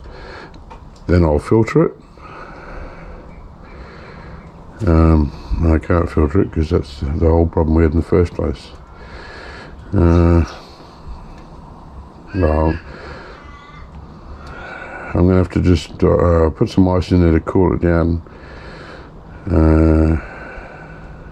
Yeah, I'll filter it so that I get all the paper pulp and things like that out of solution, and I'll have a nice clean liquid in here. I'll have to use this beaker because I've got no other small ones, and then once I've filtered it, the solution can get poured back into that beaker to drop the gold. So that way we can keep that solution in that beaker all the time. You don't want to mix them up with these. Alright, so I'll get the ice cubes, I'll get it filtered. That all takes time, so I'll get this liquid out of here. I'll do all that, and I'll come back when we're ready to do this one. Got the ice box in there, cooling it nice and cold. I should add that these ice blocks are made from distilled water, not tap water. That would be kind of pointless refining it if you're going to add minerals. And cooling down quite nicely at the moment. You see the bits of paper pulp, the lab filters are really good for that. They just fall apart in solution. You don't have a big motted pile of paper to deal with. At the end of it, they pretty much biodegrade, disintegrate, so that most of the ice is gone. There's still a little bit in there, and we've got a filter here, ready to filter it now. Just give it that last little second, get it as cold as possible, and make sure that anything that wants to fall out of solution can. and then once it's filtered I can put it back in there, put this one out the way, cover it, and forget. If it seems like I'm all over the shop, it's because this is quite confusing dealing with 4 solutions, and I'm being as careful as I possibly can not to muck up and contaminate either one of them. I'm making sure that they're all, you know, as true as can be. This is I've never done 4 batches at the same time before, and having it crucial that they don't get mixed up. It's kind of mind-throwing. Alright, so only a tiny little ice block left to go. I can pour that in there now. Got to wash off my hose, my stir rod. Alright, so I'll be back once that's filtered and back in here, and I'll start doing this one. Okay, that one's filtering away nicely. Now I can start the next one. Now if you notice, I'm showing you every single step along the way. If I was to just do all this and say, oh, I kept them individual, there's people out there, skeptics, who could say, well, yeah, you told us you did, but doesn't mean you did. How do we know for sure? So I'm doing them every single step. As boring as this might be for you, I know that this way I eliminate the skeptics. I mean, someone's always going to have their say, but I'm trying to wherever possible. Right, so just a tiny bit. That's it. That's all I need. Not even, that wouldn't have even been half a mil. Probably a little fraction less. I'm going to heat this back up again now.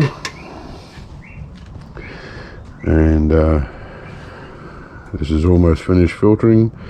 I will squirt out the filter paper to make sure I get as much gold juice out of the paper as I can. And then this filter won't be used for any other ones. This filter, as much as it's a waste at the moment, will go into my filter storage and be processed at a later date, and I'll use a new filter for every single one. You see, I'm not one of these people who make claims without backing it up. There's nothing worse than someone who's got something to say and then doesn't prove it. So not only am I willing to say that what EWASTE is talking is wrong, I'm going to prove it. So that's why I'm making sure there's no way there can be any doubt. You see, this one hasn't even finished filtering, and the next one is almost done. There's just a little bit, a tiny little dot underneath, black dot of some gold. So just a tiny bit longer. It's taken about a minute or two, and that hasn't gone away yet. So it's possible I might have just been perfect with the nitric acid, but I do want that little bit to go, so I might have to put what, 1 drop of nitric in there. It's really good when you can get it down to that close, the amount of nitric that's needed. There's no wastage. We'll just give it another minute or two, and if that doesn't go, I'll put 1 drop in. Okay, that's all dissolved.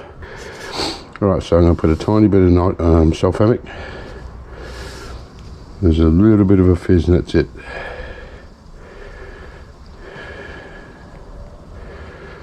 It's better to put sulfamic acid in while it's hot.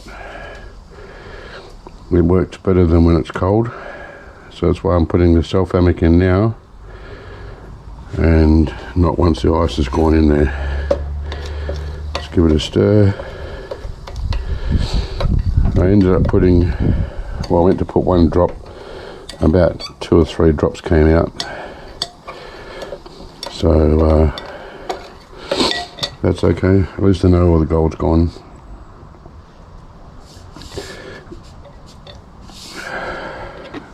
That's it, there's no more reaction. So I didn't use much at all, wouldn't have even been a gram, I'd say. Probably a gram at the most, half a gram, something like that. So now, put some ice blocks in there.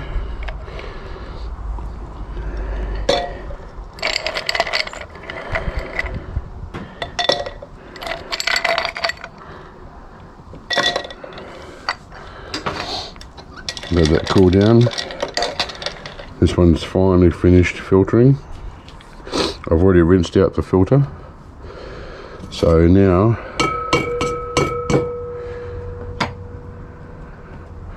that can go back into its proper beaker. And look how nice the colour is of the liquid. Nice yellow colour. It's better than that dirty, horrible colour we started with. And you can see with the ice and rinsing out the beakers and so on that the solution has doubled in size. But that's okay, because when you precipitate gold, you're supposed to dilute it to double its strength anyway. So it was originally about there, and now it's there, so it's double. That's perfect. Having SMB in water, which I do, helps to dilute the gold and also the ice blocks as well. So now that one there is ready to go. I'll put this lid on there for now, keep any dirt out of it. Get this filter out and put another filter in and start filtering these ones. That can go up there for now. Just while I wait for that to cool down. I keep adjusting this camera on. Can't quite see if you can see everything or not. I think you can.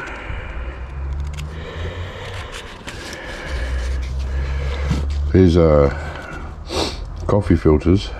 I said lab filter before. My bad. I meant coffee filters. They're pretty much the same sort of paper as a lab filter, the ones I buy, and yeah, they disintegrate nicely. Alright, so pour this in carefully. All this gold that's floating on top is going to choke up the filter real fast. I like it when I can pour the solution through first and the gold at the end, but this is going to it's going to take a while. As soon as that tip down there, see, it's already started slowing. As soon as that tip blocks up, that means it's going to go forever now. But it is what it is. This one here is cooling down quite nicely. I don't have another beaker set up. Actually, I've got a nice clean, what looks clean. It's got marks on the outside, but it's not. I don't want to mix these up. Okay, I'm trying. How do I want to do this? That can go over here. That can go next to it. A flask.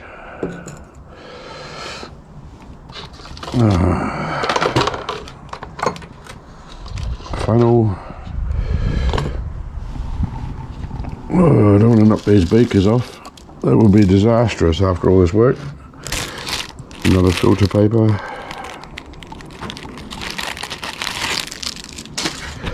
I buy these cone ones. They're perfect for the funnels.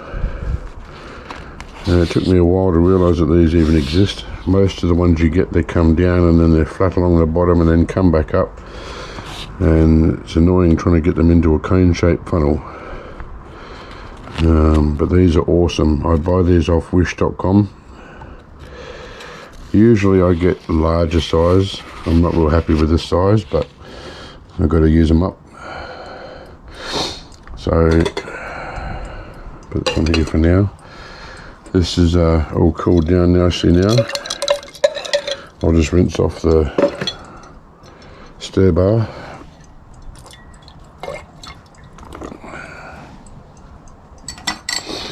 And start filtering.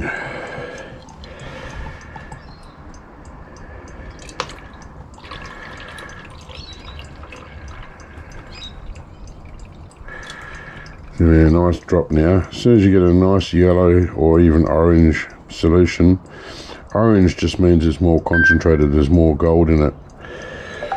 but so much better to do a gold drop than a dirty mix.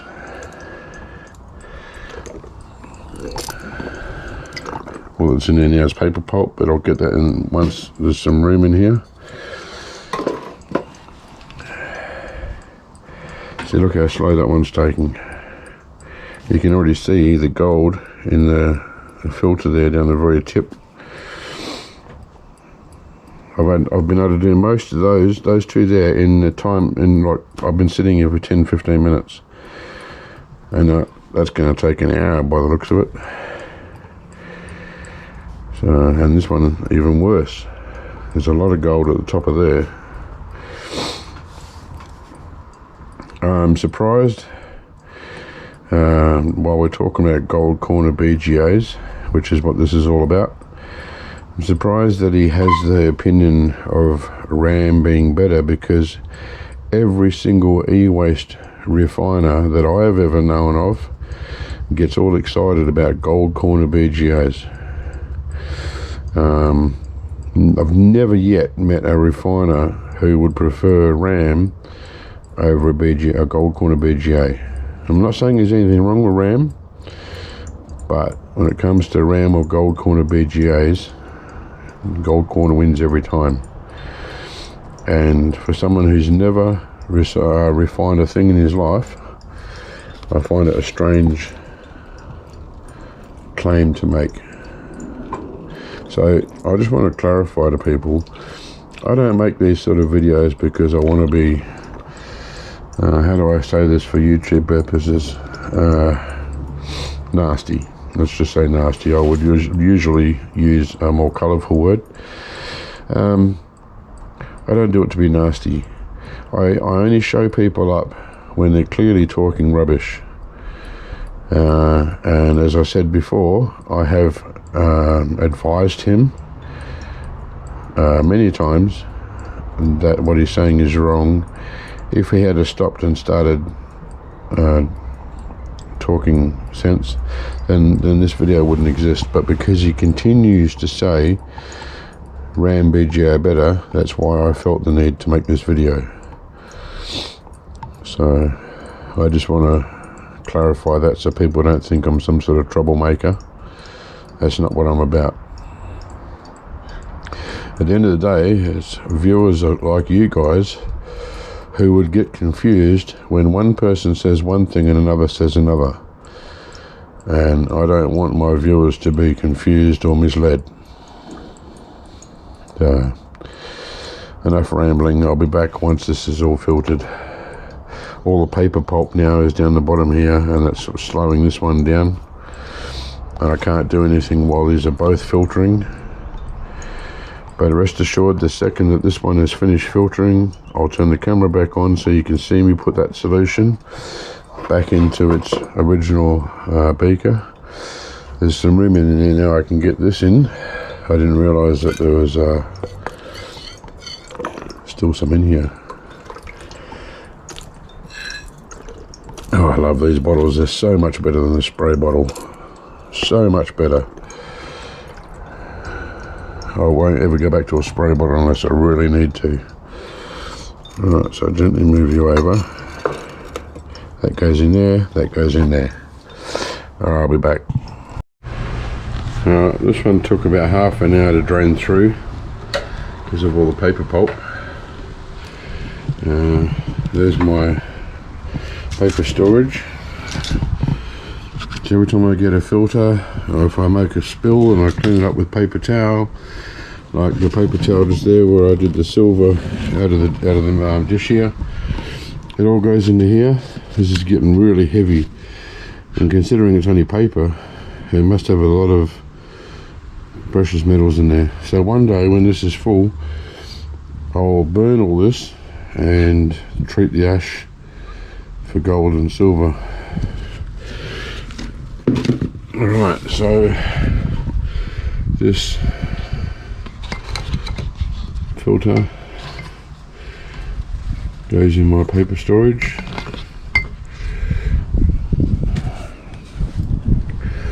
I can't use this setup for that beaker because once this has, let me get my thoughts back. I've lost where I'm up to. Alright, so that goes into here. I've got to make sure I don't muddle this up, because the last thing I want to do is put the wrong thing in the wrong beaker.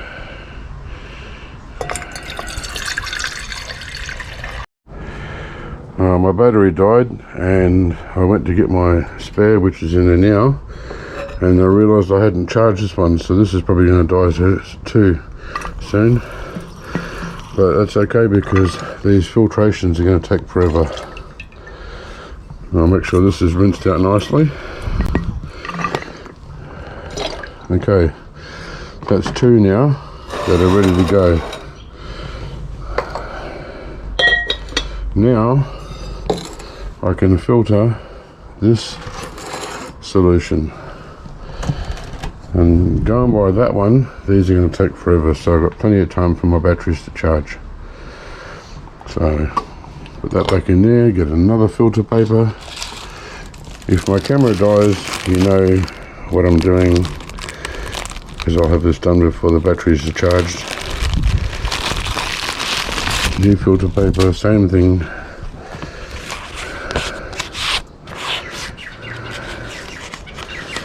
Put that in there, and I'll start pouring this in. So if my battery does die, I'll continue pouring these in. So it's not that I'm trying to do anything off camera and be sus.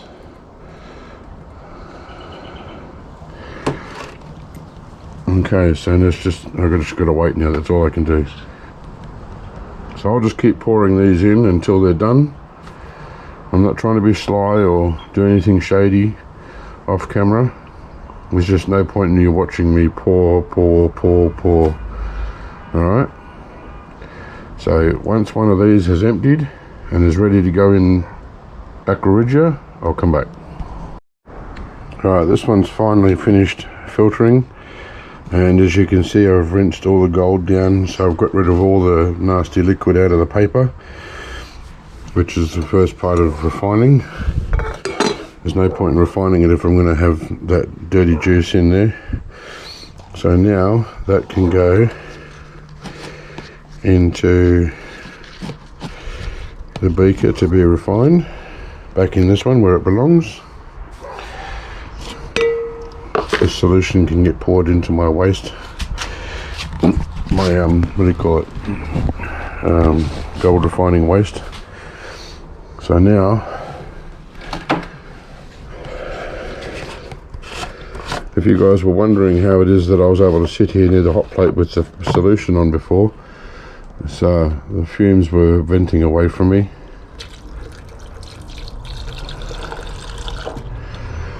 Hydrochloric acid. Even though there's no wind, there's a gentle breeze enough to vent the fumes away from me, which is a good thing. Tiny bit of nitric, that's it, just a few drops. There's a little bit more gold in this filter than the last two, so I may need to add a couple more, but we'll see how that goes. And put the lid on it. Put that up on the heat. I found it doesn't need to be very hot, not even halfway. I get the stir rod and just break up the filter a bit. Make sure that the powder can be accessed to the acid.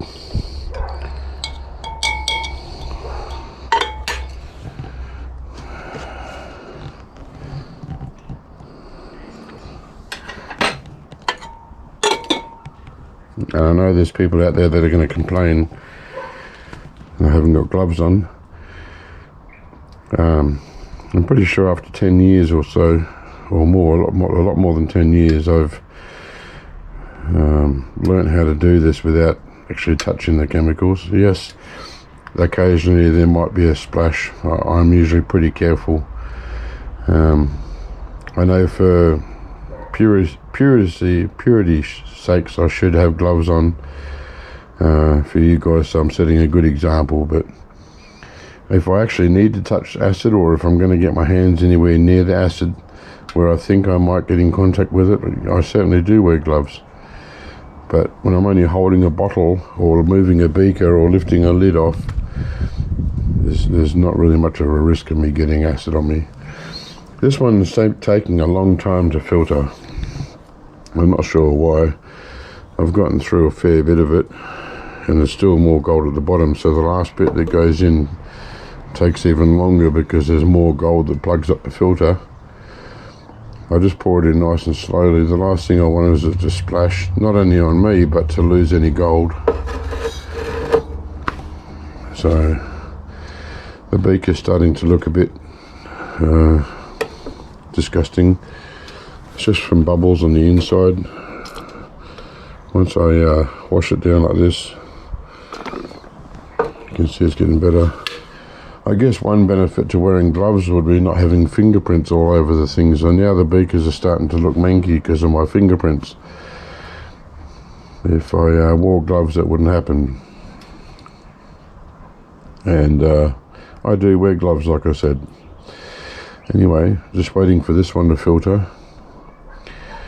I'm going to need to tip this out now. I'll do that now so that that beaker is empty, so that I can then filter this solution once it's dissolved, and then it can go back into that beaker. So I'll do that now. I have a large flask here where I pour all my gold refining waste into. It's kind of like a temporary stock pot. Occasionally, not so much now, but when you're working with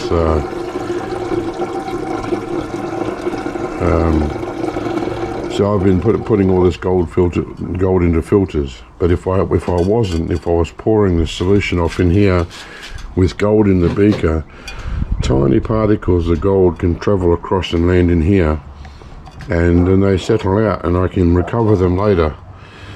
But because all this gold has been going into a filter, I don't have to worry so much about that. I know I haven't lost any of the gold.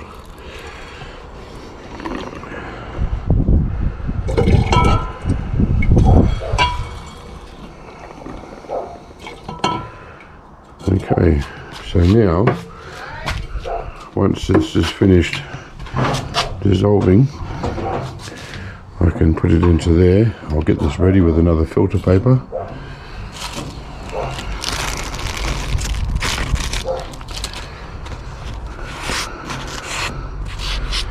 This has taken me 2/3 of a day so far, or nearly 3/4 of the day.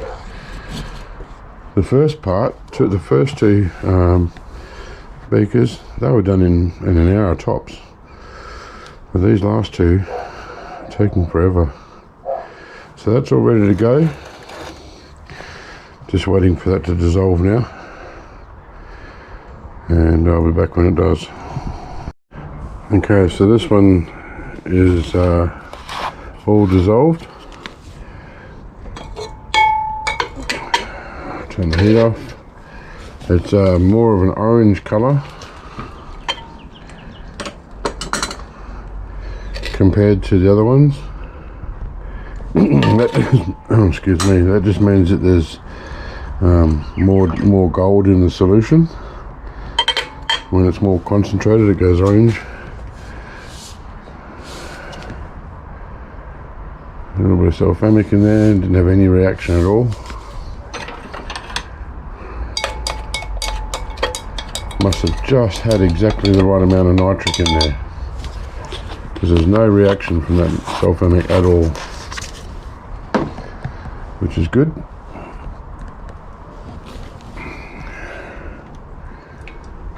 Okay, I'll take it off the heat. I'll be back in a second. I'll go and get some ice, and I'll put it back in the freezer because it was taking so long. Okay, try and lower it down in there so it doesn't splash too much.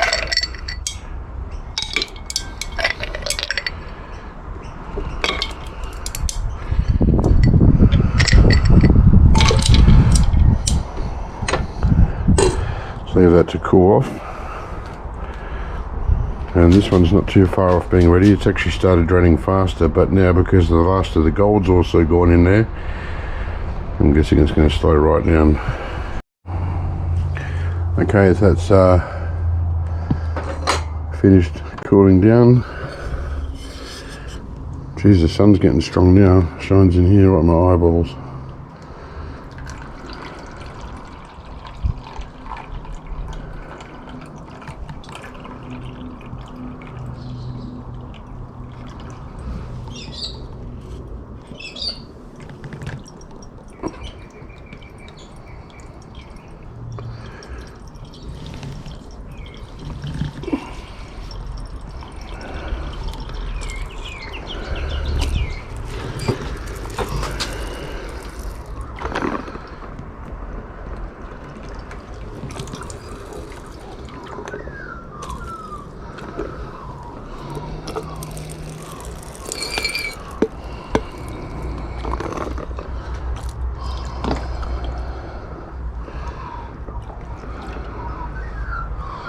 Okay, that's that one empty, and now this one has finally, no, still a bit in there. I was going to say it's finally finished, but it hasn't quite finished.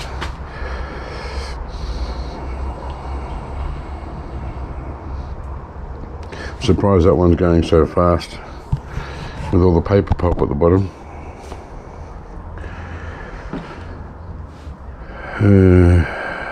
What I've got over here I should have used is another funnel, and I've drilled a whole pile of holes on the bottom so that instead of having to rely on coming out the pointy part of the funnel, it can also drain out from the sides, and quite often this one works really well. It goes a lot faster. I didn't use it on here because there's not a lot of room here for these holes. But I can't use it on this one because this beaker's bigger and this is too small. This is a bigger funnel, so I'm not going to go doing it to all of them. Sometimes it's handy not having the holes, like in this case on this funnel here, this flask.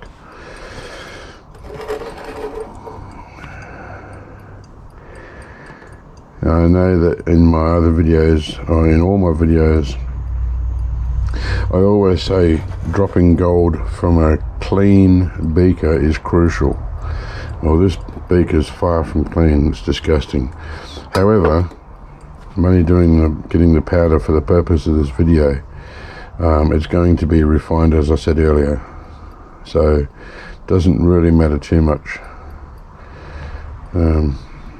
Once this video is over, all the gold will be combined.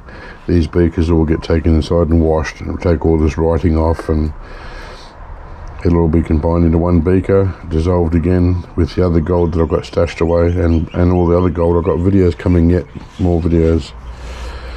So it's not, at this point in time, crucial to get it that clean. Okay, so this one here should be probably another half hour, I'd say. I'll be back when this is finished. I'll clean it, I'll hose out the, what do you call it, squirt out the filter paper, get all the gold juice out of the paper. When that's completely stopped, I'll put that back into this beaker where it belongs, and that's 3 ready to go. See how the one, apart from this flask, can you see how that's a nice yellow solution, orangey yellow solution, not this dirty colour. I've got a feeling when I dissolve this one it'll be stronger too, because these two have both got more gold, which is, you know, understandable. These were bigger batches, these two. The two at the back were only small batches. So I'll be back when that's done. Okay, so they both finished filtering, and I've already rinsed this one out. Well, I just rinsed the filter on this one, so it's the last little bit of water coming through now. So I can put that one into the beaker.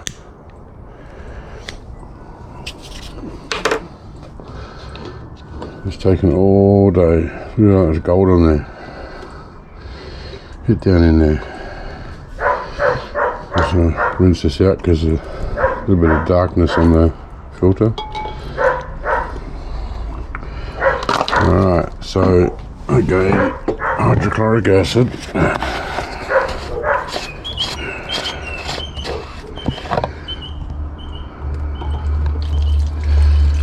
just enough to cover it.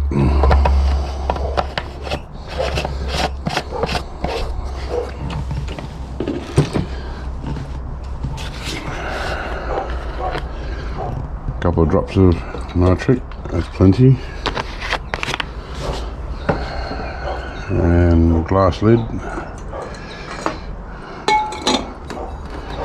up on the heat. Smash up the filter a bit, make sure that it's all mixed up.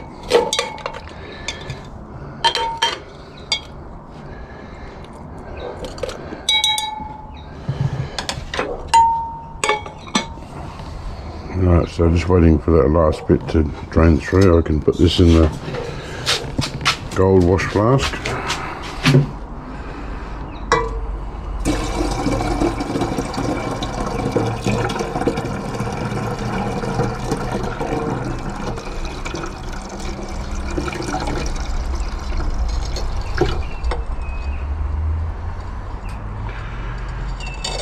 This little flask was actually a good deal. I got it from a hardware store, believe it or not. It's not really intended as a chemistry flask. It's more for, surprisingly enough, to put plants in. On the back here, you probably can't tell, there's a sticker on here and it's got lots of flowers coming out, like using it as a vase type thing. So, provided I don't put it on heat, should be alright. I don't know if you can see that now.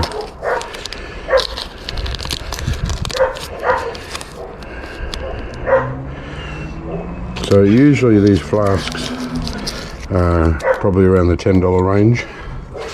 This one was only $2-3. It does say boro, which I think means boroscolic, which is the type of glass that contains heat. It probably could take heat. I'm not going to try it. I don't want to lose the solution all over the place. But for little filtering jobs like what I've been doing, it's fine. So for a couple of bucks, I think it was $2 or $3, something like that. It was a good deal. It's just the last drop or two coming through ever so slowly.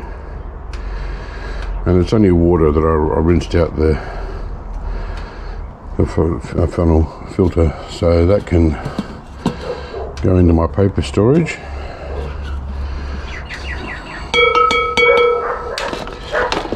This can go back in its proper beaker.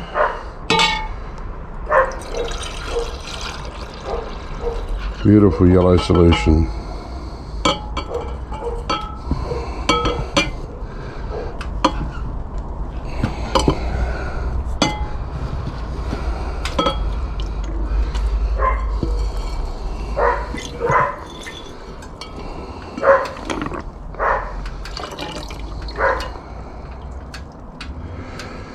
One more to go.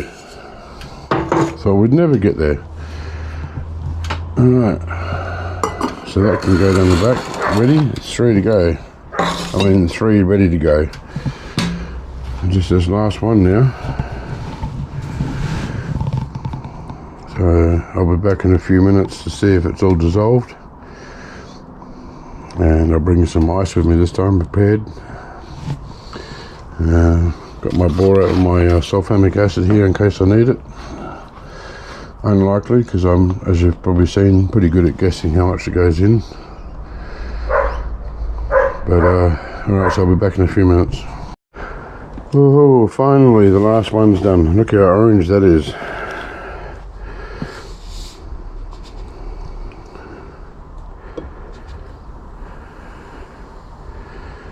A tiny bit of fizzing going on. Not much.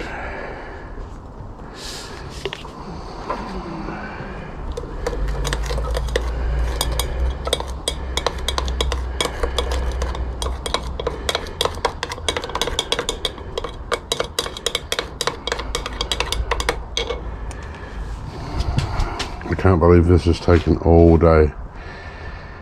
I would have had this finished this morning. Would have had the gold dropped, it'd probably be settled by now.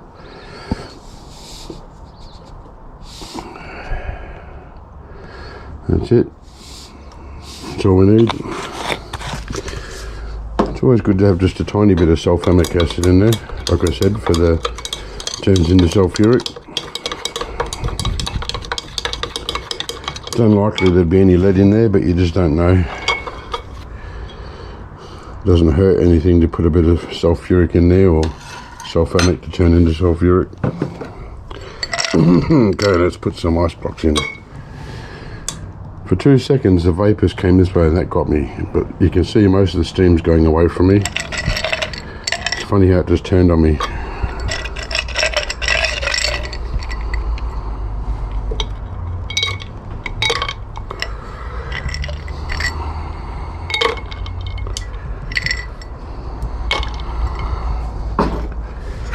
Well, that should start cooling down pretty quick.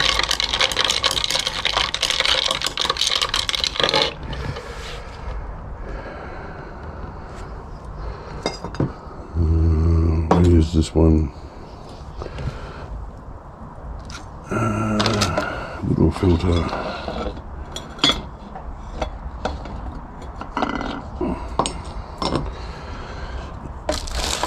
Brand new filter.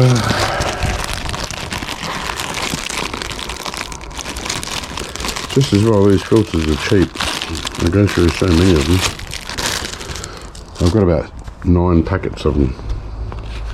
Every time I go on Wish, I think, oh, I'll just grab a couple. Nothing worse than running out. People have asked me in the past, why don't I use what's it called? Suction filtration or vacuum filtration? Well, the truth is, I actually do have the pump, the vacuum pump. I've got a brand new pump that I bought and I've never used it. I do have the flasks, not the flasks, I forgot the name of them at the moment. How could I forget the name? It'll come to me in a second. I can probably hear you guys screaming out the answer. It's on the tip of my tongue.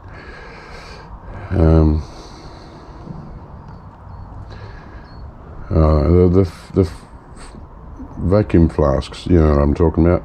Anyway, so I've got those, I've got the pump, I've got the hose, but I've only got tiny little vacuum flasks, which would be okay for small samples like this. I wouldn't have used it now because I've only got one flask this size and one tiny little one, and I've got all these solutions. It's just easy to do it this way. But I don't have a really decent size one. I would like, this is a litre. I don't even know, the one I've got half a litre. So it's half of this and then half of that again. I don't even have one a litre. I wish I did. I'd like to have a 2 or 3 litre one if I can, but I just can't get them anywhere. Every site that I've been to and looked at, there's no vacuum flasks available. Not big ones anyway. There's plenty of small ones, but no big ones. So that's all I need to be able to use my vacuum flasks. But there's also the thing too, whereas not many people can afford to go and buy all that type of thing. And I like to show people that you don't need a lot of money to start with. You can do this on a budget. I will eventually get around to using it. If I can ever find a decent sized flask, like at least a litre. I'd really like a 2 or 3 litre flask if I can. But not to be, so at this stage vacuum filtration is what I'm using. So for those people who wonder, now you know. Why can't I remember the name of the funnels? I've never forgotten the name of it until now.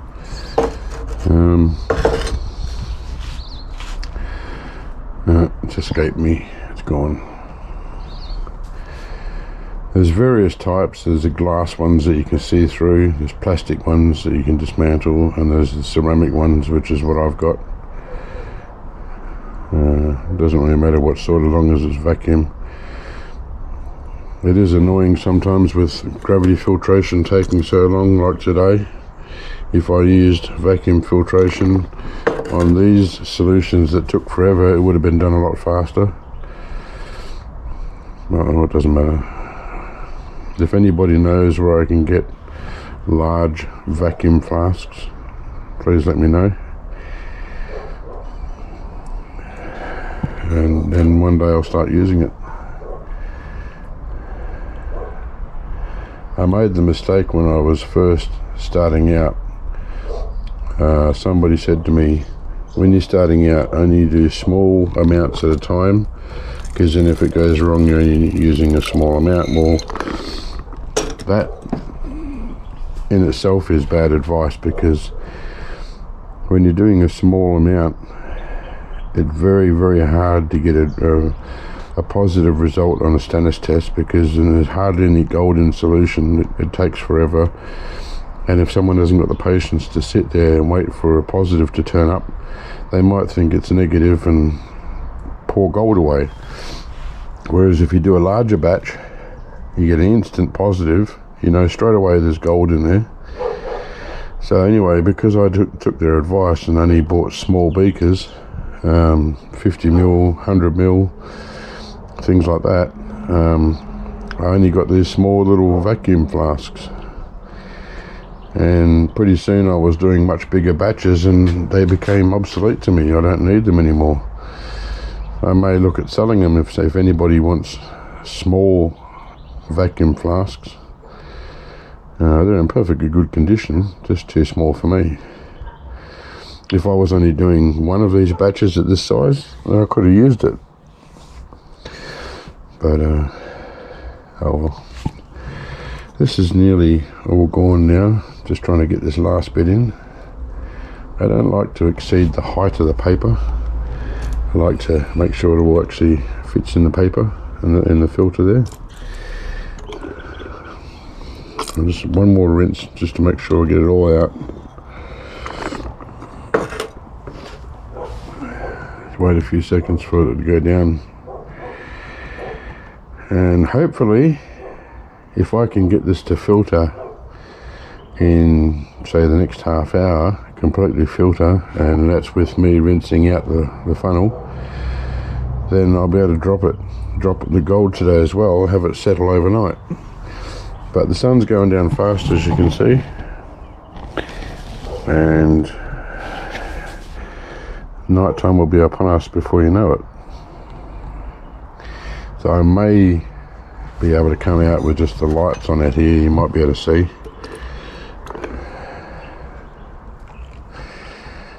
Okay, that's ready to go. The best way to get purity when you're refining is to use different precipitants each time. So by precipitant, for those who don't know, the new people, it's what you put in the solution to drop the gold. So the first time I used sodium metabisulfite. Now this time I've got to use something different. There's several things that you can use, and I've got most of them. With oxalic acid, there's copperas, iron sulfate, same thing. But I've got a packet of vitamin C powder, which I have opened from when I did the vitamin C video. I'm not going to need that powder for anything else, so I might as well use it up on the gold. So when I drop these solutions, I'm going to be using vitamin C. The reason it's better to do use different precipitants each time is because each precipitant has things that they're known for carrying over. In other words, SMB can sometimes bring copper with it, maybe some other things as well. And then another precipitate might not bring copper with it, but it might bring, I don't know, something different. They say that iron sulfate, or copperas, same thing, only drops the gold and nothing but the gold. I don't believe that. I believe in the past that it's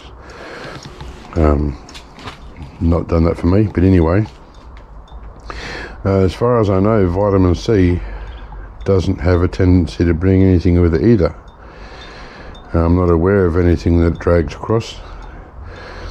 People have asked me, does it contaminate the gold in any way? No, it doesn't. It's the what's the my memory is shocking today. The name of the ingredient in vitamin C that actually drops the gold. I can't believe it. My memory is shocking. Anyway, it as far as I'm aware, if I put too much in, for instance, then the remainder just gets washed out when I do the wash gold process. Buckner funnel is what I was trying to remember before. Came to my head. Buckner funnel. How did I forget that? And also, the ingredient in vitamin C that does the job is the ascorbic acid, sodium ascorbate. So they're the two things I was trying to remember. Alright, this is finished. I've squirted it out. I'm running out of daylight very fast.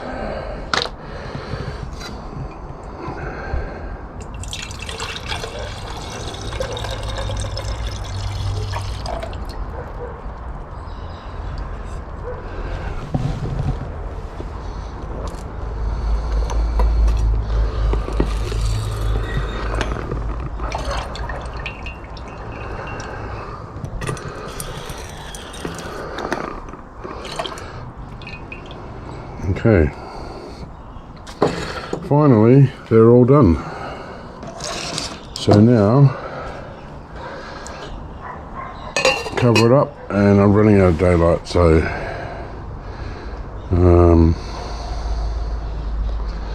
I'll go get a spoon and I'll put some vitamin C in now and hopefully let it sit all night. Actually, what I can do is quickly do a status test on all of them.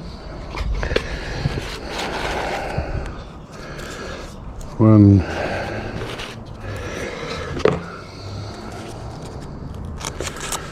2,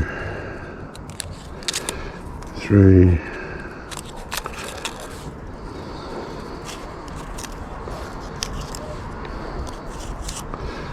4, and my stainless solution is, wouldn't you know it, they'll just blow away. Hang on. Here it is down here.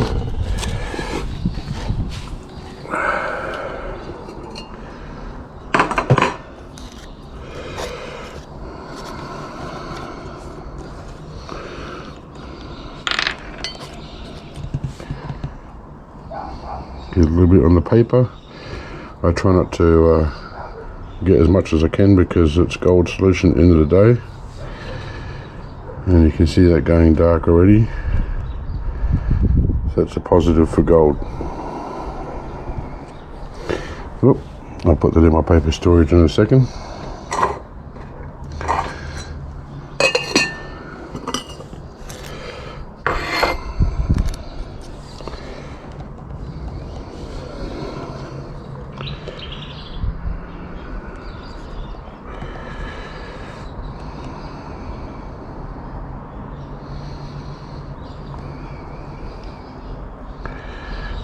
Again, it's going dark. I don't know if you can see that. Don't know how well it's showing up on the camera, but because these are small doses, I'm not expecting to see a large result, but that is going dark. You can see on the tip there at least. I hope that's coming over on the camera. See, that's the problem with doing small doses, small batches. This is why I had trouble when I was learning because I was thinking, why wasn't I getting the gold? I was sure I was doing everything right. Turns out I was, but I had such a small amount of gold in solution. Once I started going to bigger batches and getting that instant black result straight away, I knew I was on the right path. So my message to everybody out there is, don't mess around with tiny little batches.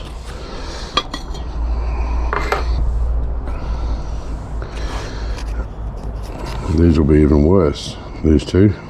You can tell by how concentrated the orange is compared to the yellow.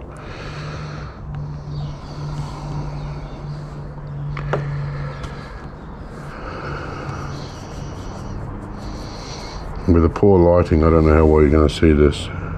It is going a bit dark on the tip there. Very faint, very faint. I haven't done small doses like this in a long time, mainly for this reason.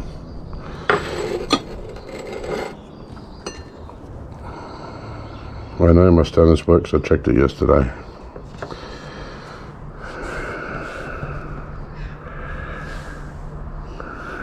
It's starting to go dark on the tip.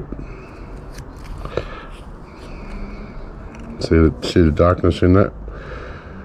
A big brown blob of it just ran up the paper. Can you see the dark on the end there?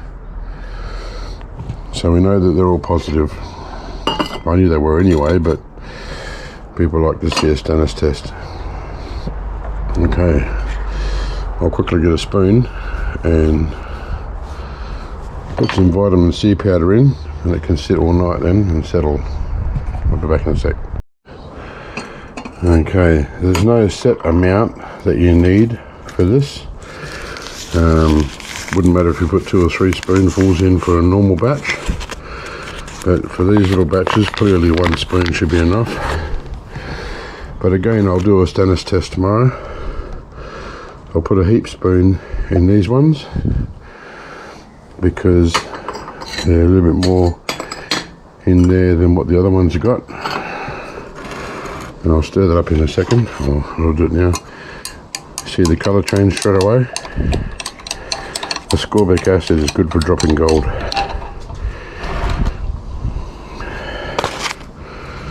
If it needs more tomorrow, I can always put another lot in.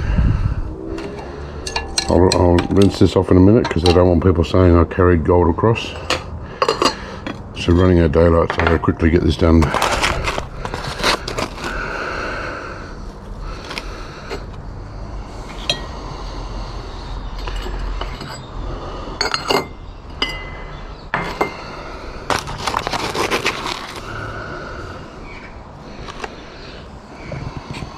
Okay.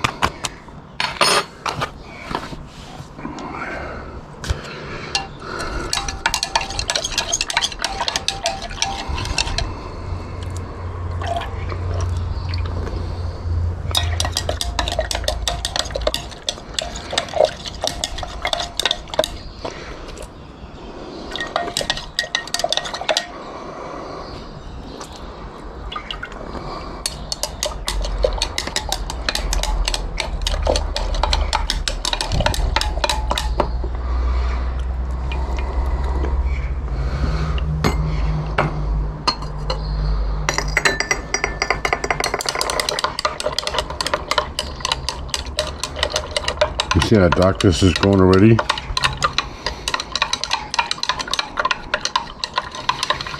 It's really good stuff for dropping gold, this. Okay. Lid's back on.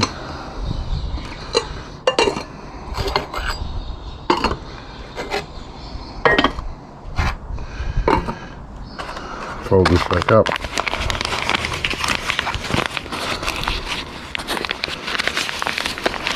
I bought this solely for a video which I've already done, and might as well use it up. So they've all gone nice and dark, as you can see. This one's only black. So now it's just a matter of letting it sit. We'll come back tomorrow morning.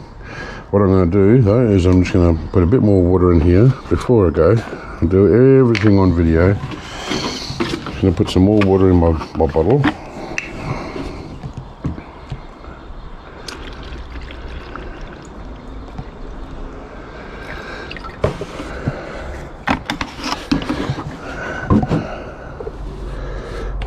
Just give this a quick rinse down on the sides.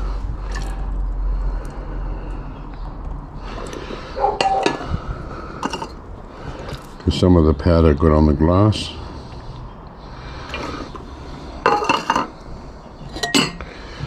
It's a very fine dust and some of it went up onto the sides.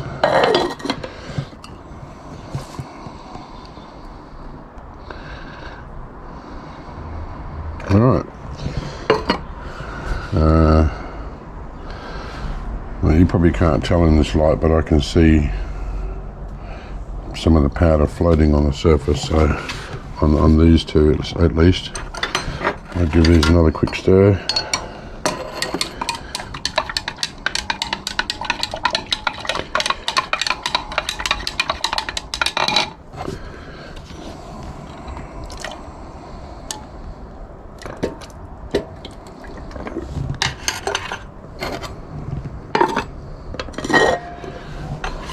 Better. The other one's not got it on the surface anymore.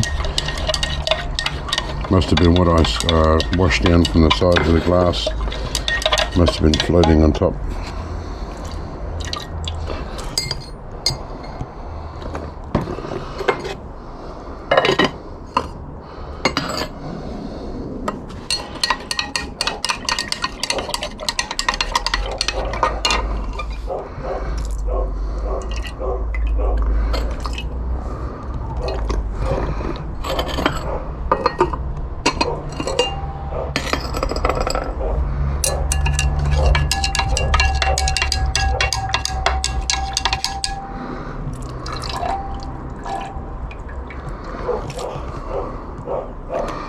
Okay, come back in the morning. Well, I'm pretty happy with the outcome. They've all settled really nicely, and I've decided to change my mind about getting the powder dried out. What I'm going to do is collect the powder in a melt dish and melt them into a button straight away. I know I was going to leave all the powder together and then later refine it all, but I think people would rather see a little gold nugget than powder.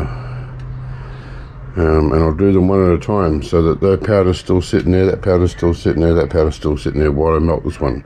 And then I'll move to that one.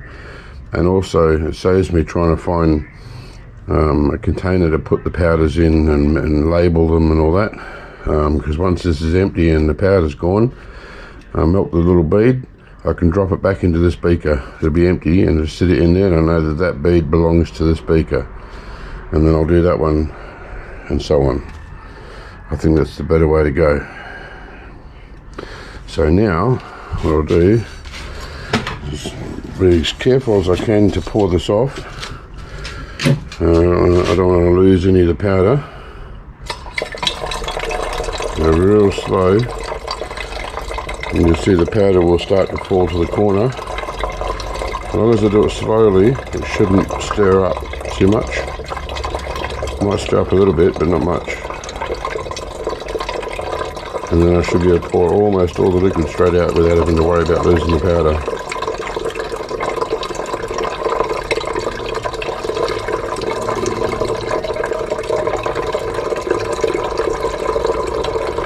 If you don't have a flask like this, a nice big flask for all your gold wash liquid to go into, you could use a large bottle, glass bottle, like some places. I know that Silver stole his nitric acid came in a glass bottle. That would be perfect for using this, or any other glass bottle you can get. Plastic's not really advisable, because unless it's a type of plastic that can tolerate liquid acid, it might not be suitable. The gold's wanting to come with it now, so I've got to stop there. I'm hoping that that's going to be not too much to go into my milk dish. So what I might do, got my milk dish here, and I'm going to pour this solution into it, and then if it fills up too much, I'll let it settle.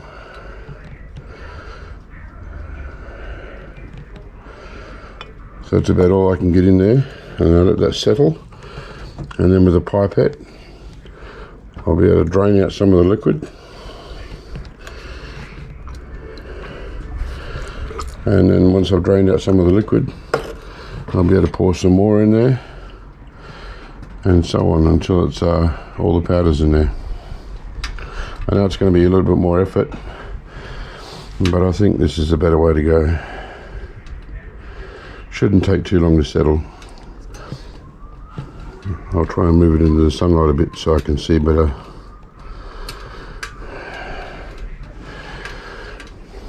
Looks like I could get a tiny bit more in there yet.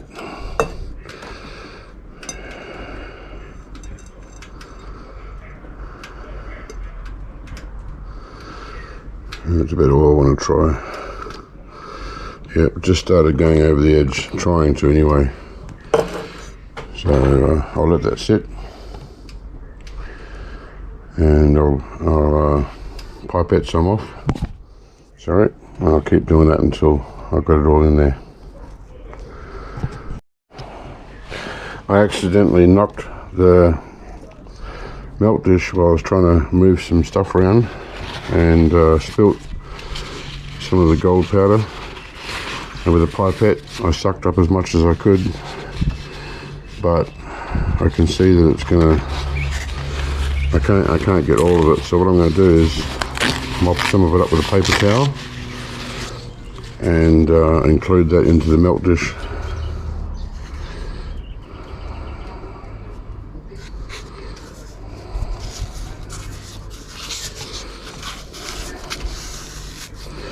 Because it's not just liquid, it's powder as well, so if there's any way I could do it, the pipette would only pick up liquid and there would be still powder on the table. So I've got no choice but to include that. Yeah, I'll put that in there, it'll help suck up some of the water.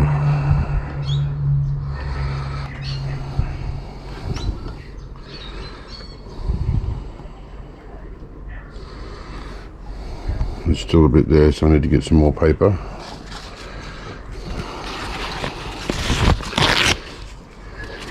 And try and, if I can, clean the bottom of the dish, because that's obviously why it's left some behind.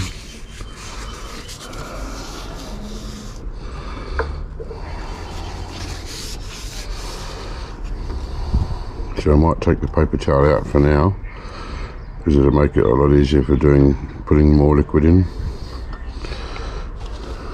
I've got plenty of paper towel to sit on. Doesn't matter how much I burn, it's only going to burn away to ash.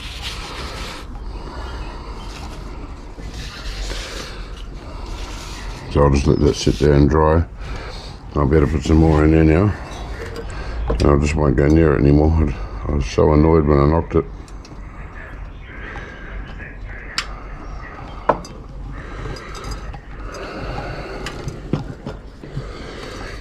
And when you're doing this, you don't want to tip the beaker upright, because there's a drip on the end and it will run down the outside of the beaker. So you always want to get your little bottle and just give it a little bit of a squirt on the end, and that makes it all fall off, all goes down into the beaker. Okay, so that's right on the edge now.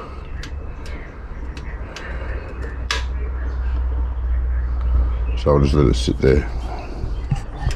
I came up with another idea. I've got this container and it's low enough, it's probably about the same size as the base of that, but low enough that I can get into with a pipette. So as it settles in there, I can suck the liquid out instead of pouring it into. So I'm going to do that now. I'll pour all that into here, and then I'll be able to pipette it out of there. I'll even be able to sit the dish on an angle so that the gold sits in the corner, and much easier, a lot quicker too, because I'll be able to do more of it at once.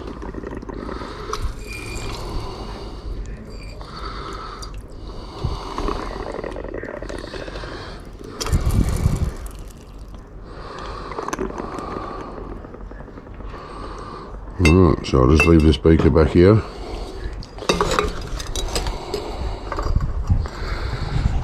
And let that settle. See, the water's been sitting long enough now in this melt dish that I'm able to slowly get some of the water off the top. It's not coming up clear, it's slightly brown, so there is some gold in it, which is why I'm putting it into that dish. But I'm able to get down to majority of the gold. I don't know if you can see the base of the gold in there, and sitting back on an angle I can see the liquid on top. I'm getting pretty close to the powder now, so I have to stop soon, but it's good I can get most of it off. And when it comes time to pipette the liquid out of this dish, I'll pipette it back into that container, that beaker that it came from.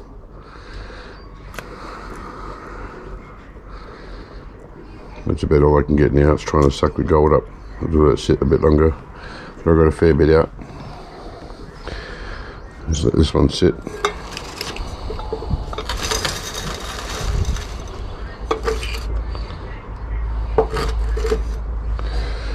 Alright, some sunlight get to it, help dry it out a bit. This is what I was trying to do before. I moved everything and knocked it.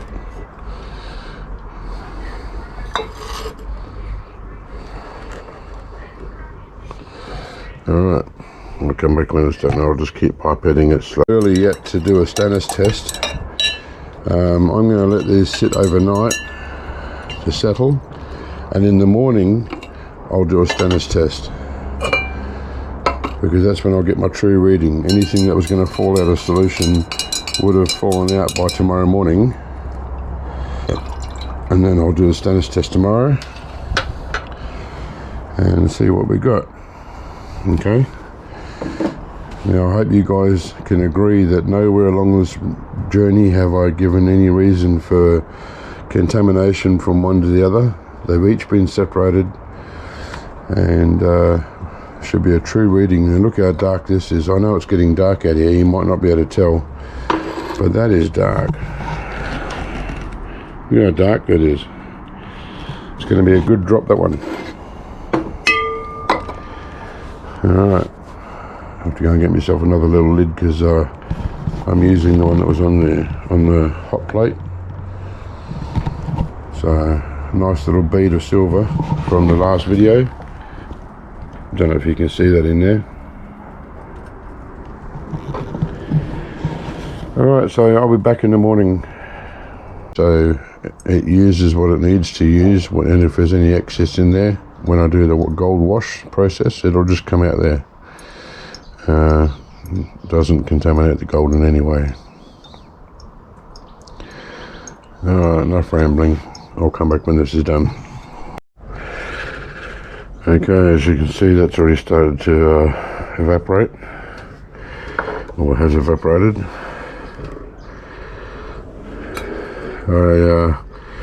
I used to have some large pipettes, and I can't find them. These ones are pathetic, they're only like 1 mil at the most. So this is going to take me a while.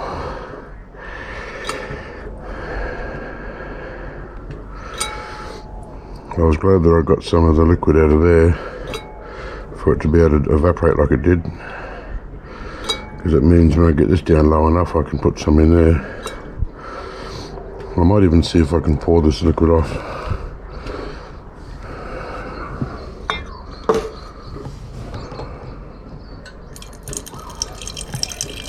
There's bound to be some of the gold that'll go over with it.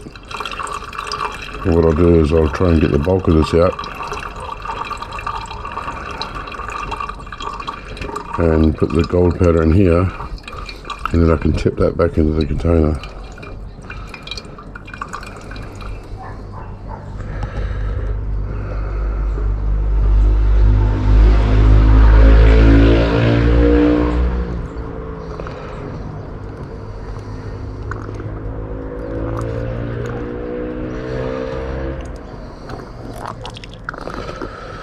There's a fair bit in there.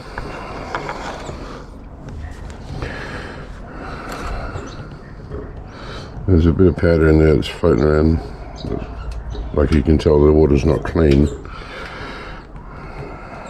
so that'll settle in time.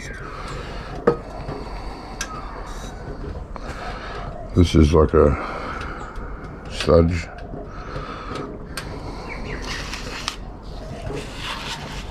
I don't know if it's got a leak in it or not. I don't know how that drop got there. Even that's evaporated, that's dry now. If I knew it was going to dry that quick, I would have just absorbed all the liquid with the paper and let it dry. Alright, so I'll let that settle, get some more liquid off, and then I can pour some of this in. I won't touch that until this is all cleaned off and got in there.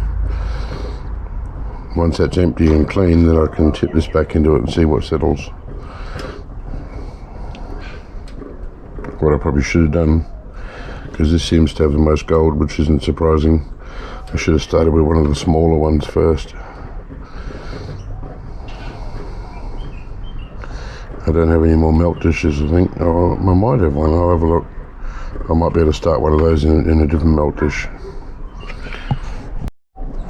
Okay, I found another melt dish, and it's already got borax in there, which is good.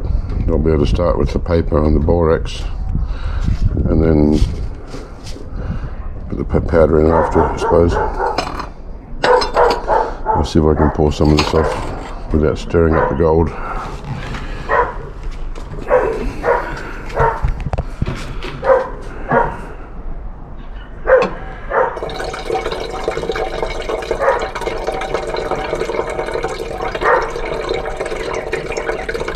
I don't know if you can see the gold starting to gather down the corner there.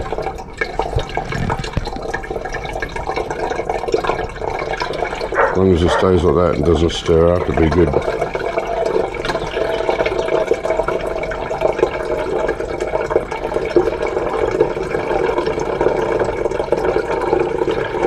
It looks like it's all staying together, which is nice.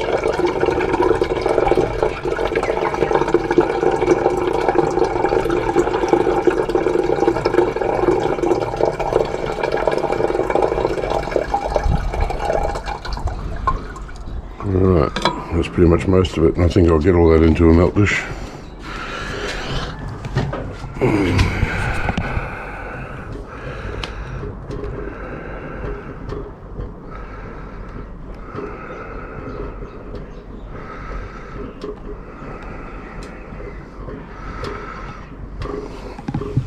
Not quite.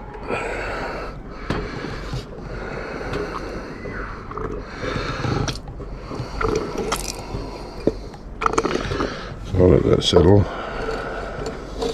Try and balance it up there if I can. And do the same with that. Once that settles, I'll get some of the liquid out of there. So at least I've got two going now. It's going to save a bit of time.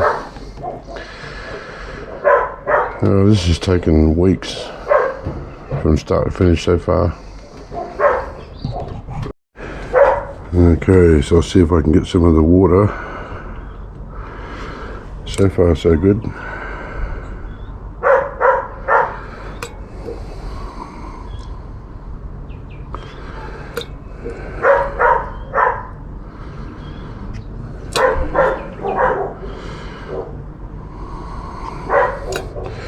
This is going to take a while. You might want to fast forward. The only reason I'm going to record the whole thing is so that nobody can say anything dodgy was done. If I was to cut the film and say I'll come back once it's done, then people could say, oh, we don't know if you added extra gold to it or whatever. So it's better to film it. And if you don't want to see it, just fast forward.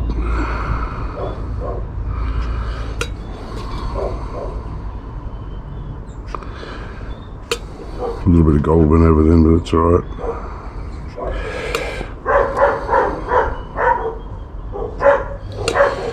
You hear those dogs bark, and they bark constantly, 24/7. Because nothing even stirs them up.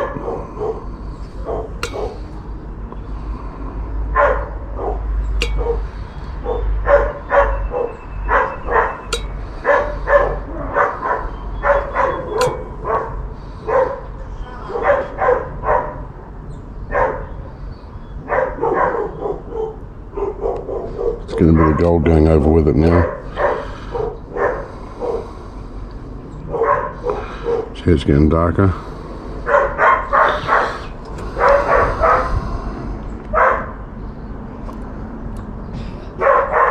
I'll use some of this liquid to try and get that out. No, it's not working.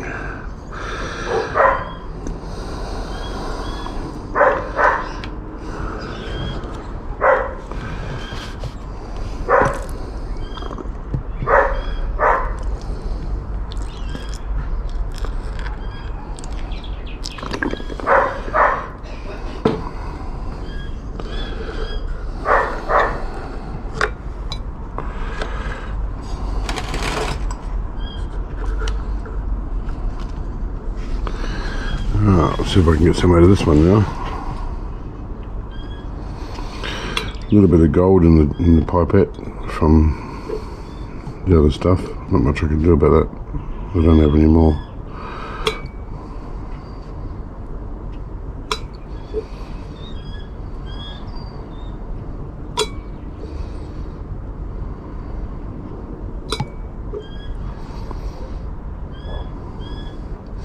I think these need more than just an hour or two to settle. I think overnight would be better.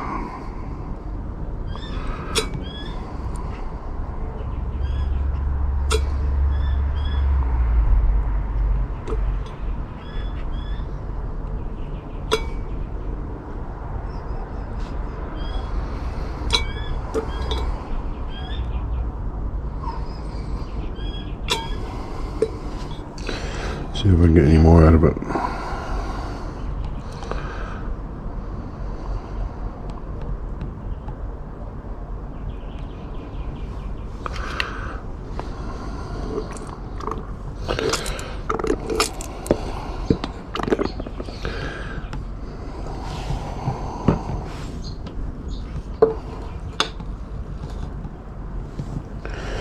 That's all I can get out of that one. I can't do anything now until probably tomorrow, I'd say. Alright, so I was going to do this off camera, then I decided not to, because I don't want anyone to be able to say that I fudged the results. And I'm having trouble sucking up anything out of there because it seems to be all black. A whole lot. Must be like apart from that little bit of water that I just put on there, it's full. These dishes are obviously too small. I don't have any bigger melt dishes.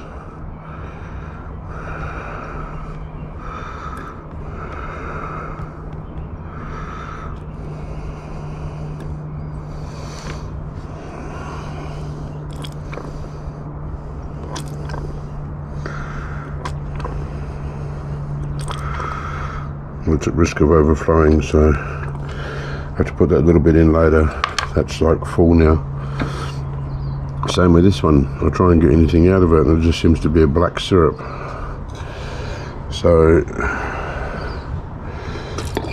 same deal, I can't really reach in there and get any from there, so I'll need to wait till this dish is full, empty. Jeez, this is going to take so long. I should have had this finished days ago. Oh boy. What I might do is, I know what I'll do. I'll put the heat on. I'll turn the heat on and put these dishes up onto the heat. I'll just put a real minor low heat and put these up on there to help dry out what's in them, really dry it out. So I'll keep them in order, that one on the right and this one on the left, because this one goes to that one goes to this one. Put them up on the heat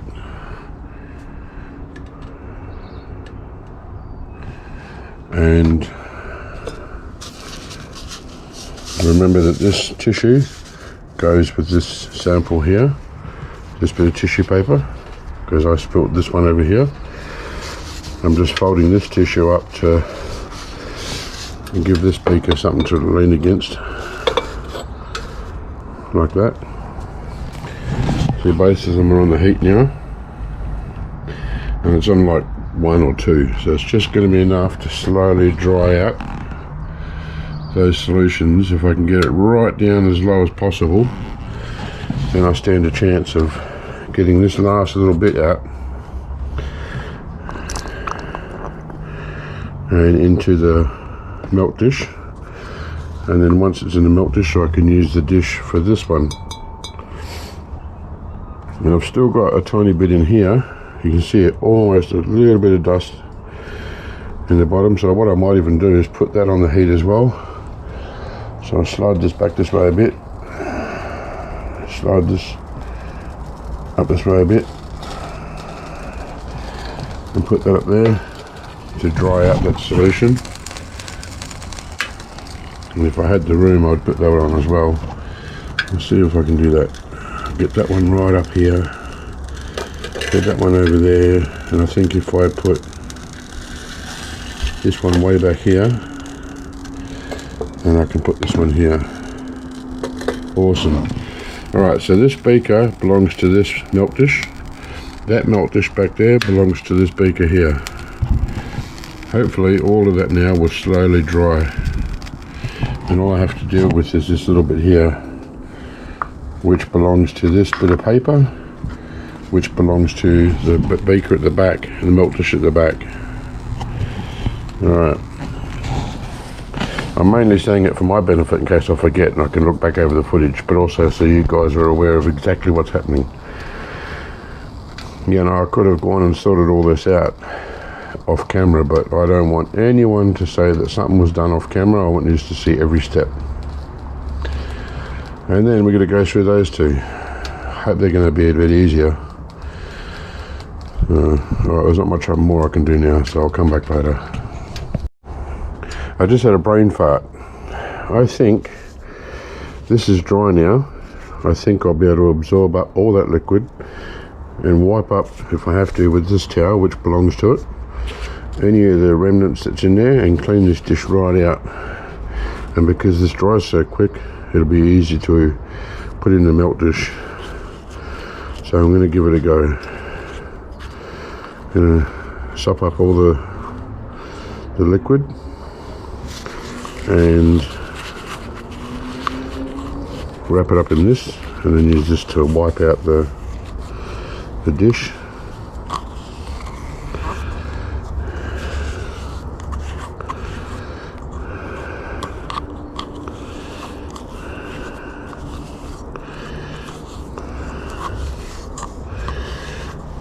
And I've got quite a bit of it out. Any tiny little remnants in there wouldn't be worth worrying about. There's probably more on my fingers than anything else. Extra white paper towel, wipe my fingers dry, give us a bit more of a wipe out. I don't care how much paper towel I go through. Paper towel's easy to burn. Alright, so now this dish is perfectly clean apart from a stain on the outside which was already here.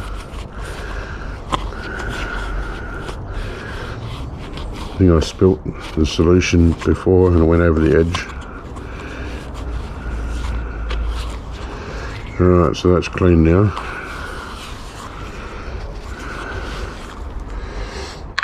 Alright, I'll put the lid back on. I'll put this in here for now. I'll wrap it up in this.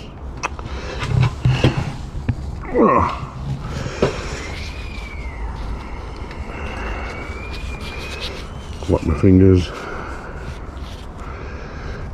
I'll store that in there for now so I don't lose it. Okay. There's a little bit of gold in here. I want to get some of this liquid that's in the beaker, rinse it out.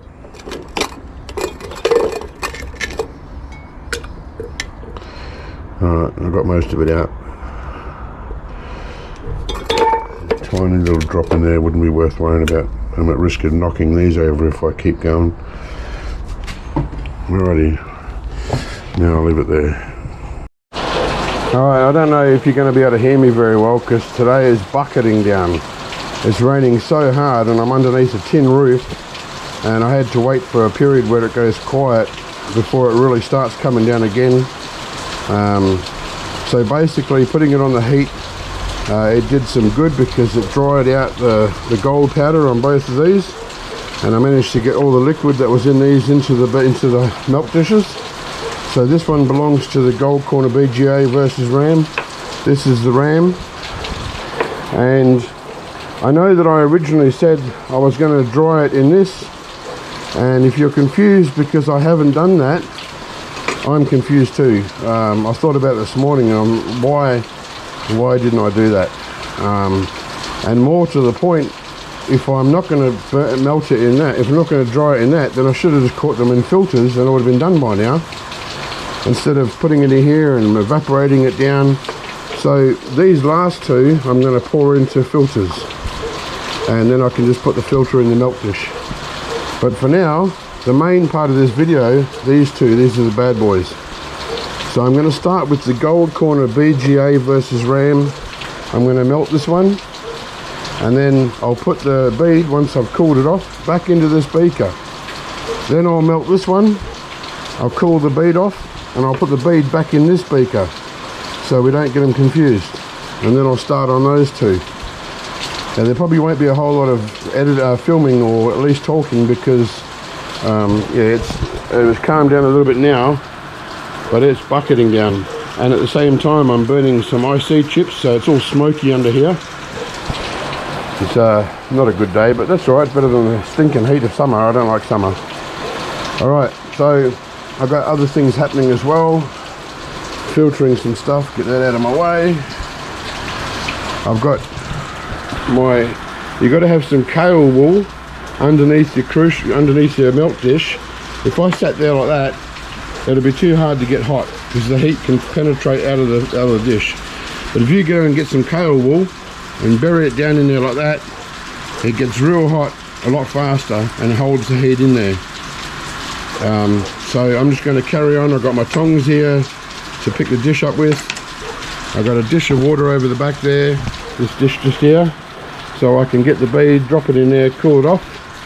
I've got some borax here, and yeah, so I'll either film it or I'll save the camera, but start with this one first, the Gold Corner BGA powder, and I'll get melting that now.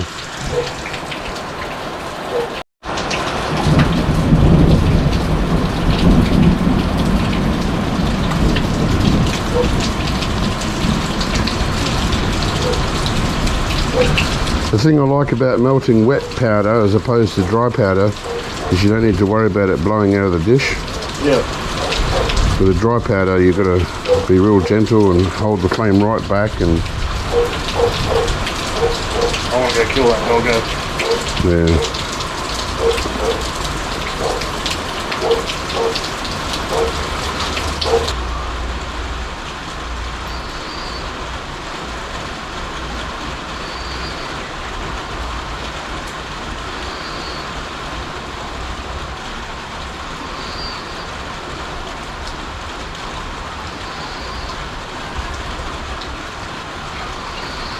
That's about the best I'm going to get on that one.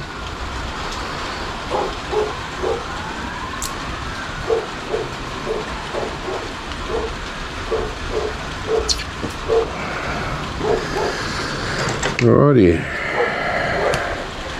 So now I'll start putting those two into filters and catch the gold from those, and then melt those up later on. So that's these two for now. Can you grab that little bead for me, please? I can't. I'll put this down somewhere, and everything's hot here.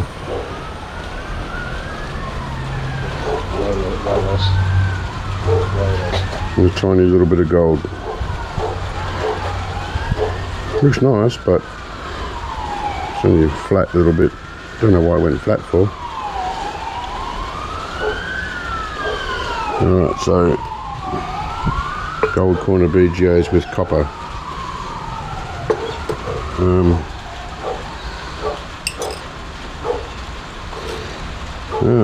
I see what's going on. I mixed these up. I haven't done the right one yet.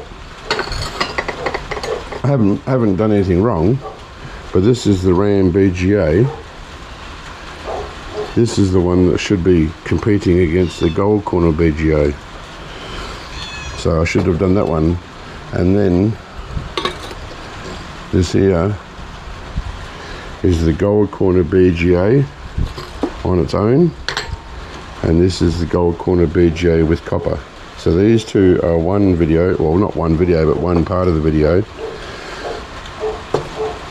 and these two are the main part of the video. So I don't know if anyone's picked that up yet, or whether I'm the only one to realise, but this is what the video is about between these two. So now that one's done, I'll get this into a filter and melt this one and see what the difference is, and then I'll be back. Now I don't know if anybody picked it up or not, but I didn't melt the paper with all the spill and bits of powder in there and so on, all this gold powder. I was just moving things around and saw it and realised that was supposed to be burnt along with this one for the gold corner BGAs, that little bead there. So I've got to get this nice and wet, otherwise the paper just blows out of the dish, and I hate that. I'd rather wet it a little bit and put it in there, start getting it burnt. So a bit of solution out of one of these other papers, or one of these other dishes will do. So I'm just dropping it in the solution just to get it nice and wet. I don't know if you can see that. Just dropping in here, it's only water. And squeeze out the excess. Now I've swapped over the melt dishes. This is the one that I used for the gold corner BGA. I just took the other one back off, just to keep everything legit. Not that it matters because they're both perfectly clean, but for the purists out there. Alright, so then when my goggles went, where did I put my goggles?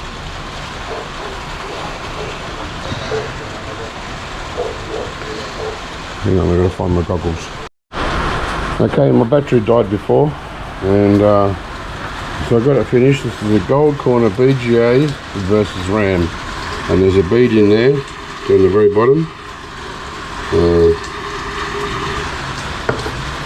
I weighed it and it's 0.96 of a gram, so almost a gram. This one here, gold corner BGA with copper, and there's a bead down there. I'll show you later anyway. And that one weighed at 0.12, I think it was, or 0.18, something like that. Almost 0.2 of a gram anyway. So now, this is the right beaker for this one. This is the gold corner BGAs. So those two at the back are in competition with each other. And then these two at the front.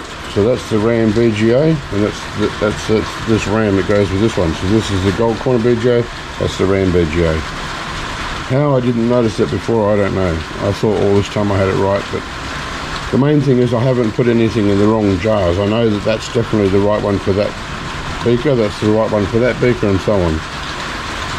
So now, just waiting for that last bit to drain on both of those. I've already given it a rinse, to rinse down all the gold that was on the paper and get all the gold solution out of the paper, and, well, not solution, but you know what I mean, powder. So now I'm just waiting for them to drain, and I'll melt those. We'll finally be able to finish this video. Okay, so this is the RAM BGA. So time to heat this one up and see what we get. Put my goggles on. Put my lighter out of my pocket because the flint got wet and it's not working.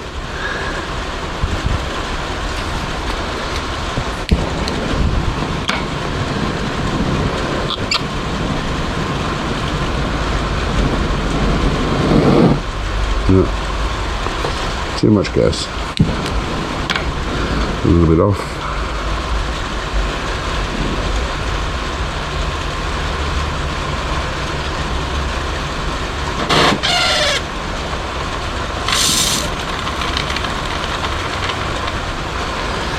perfect.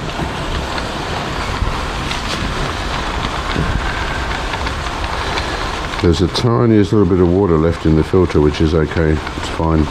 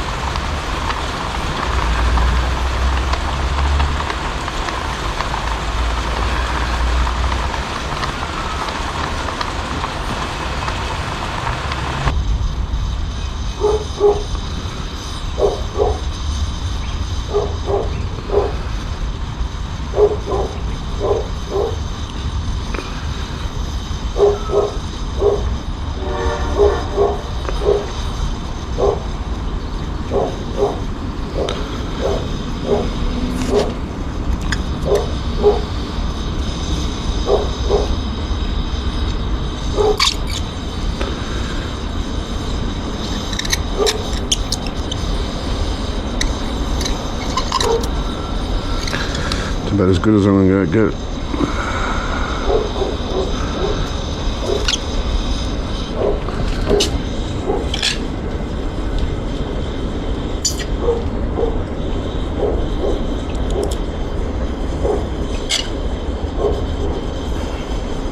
I think it came out.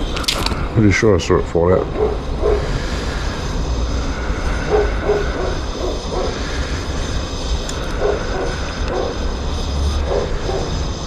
Yeah, pretty sure it fell out. I'll have a look.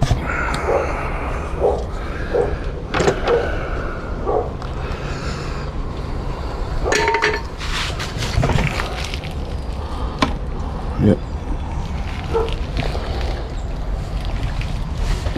Probably can't see it very well, but I'll show you a photo of it later anyway. Alright, so that's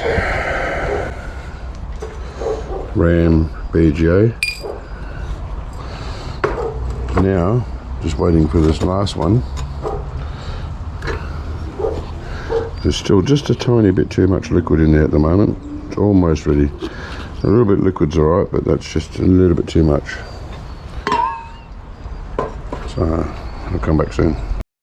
Finally, the last one. Right, now this is the gold corner BGA. The other one was with the copper. This is without the copper. So, time to get this one melted. Get my lighter out of my pocket. Put my goggles on so I can see.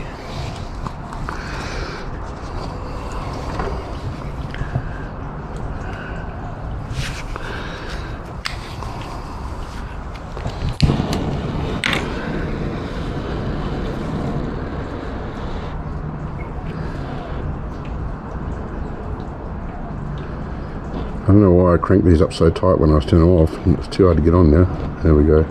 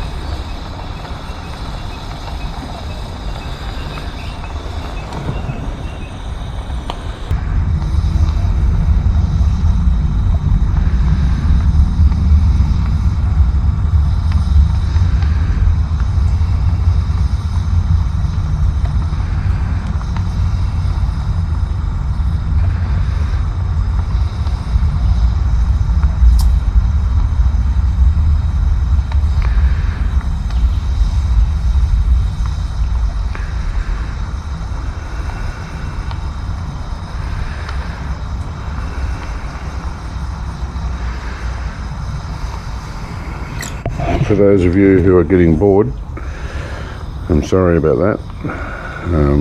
All I can say at this point in time is it's worth sticking around. You'll see why.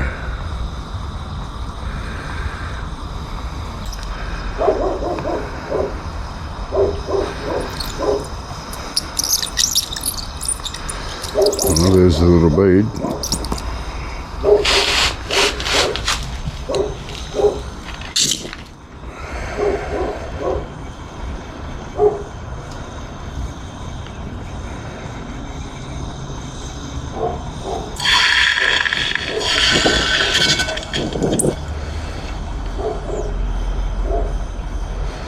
Yeah, it's just borax in there now. Alright, so one piece that went in was a bead and the other one was a blob of borax. Alright, let's have a look and see what we've got. A little bit back on my borax.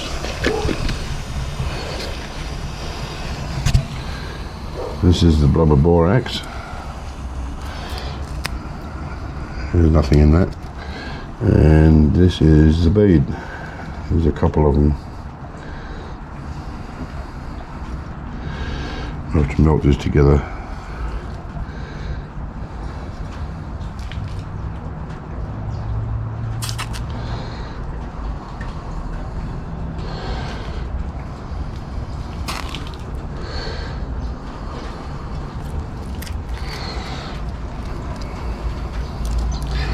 Yeah, I'm pretty sure that's all of it. That's just borax.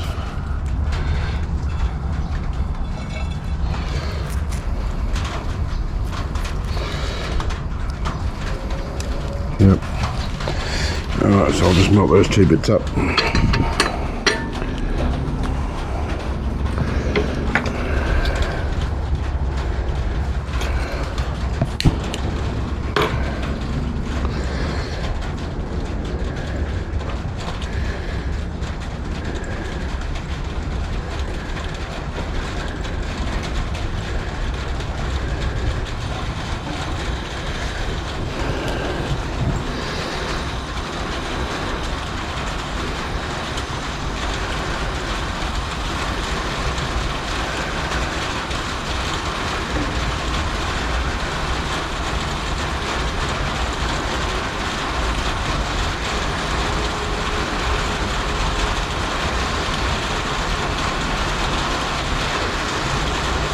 Here comes the rain again. Hope it doesn't come down that hard that you can't hear me like before.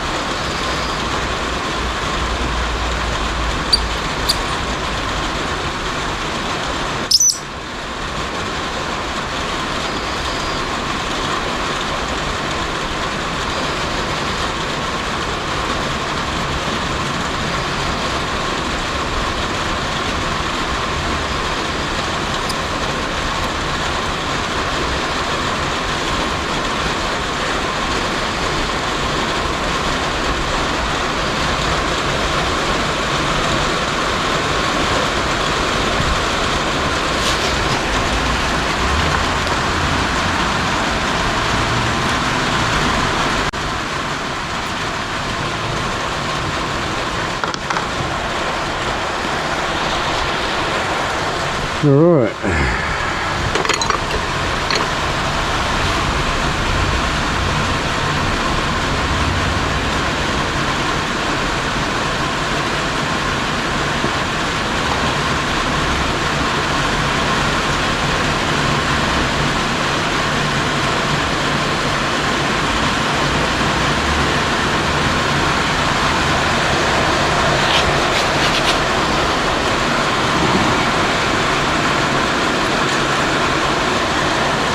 There it is, tiny little bead. Okay. Time to go inside and see what we got. I'll take all these inside and weigh them up, show you exactly what we get. I'll see you in there. Okay, now's the big moment. Start with RAM BGA. See if I can get this little bead out.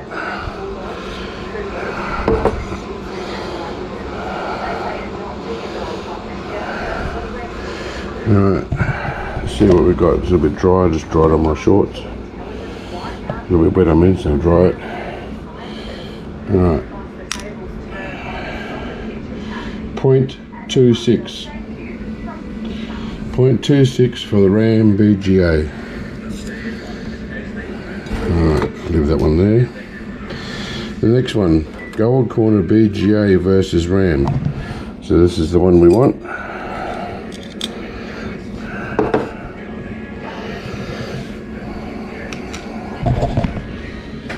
0.93.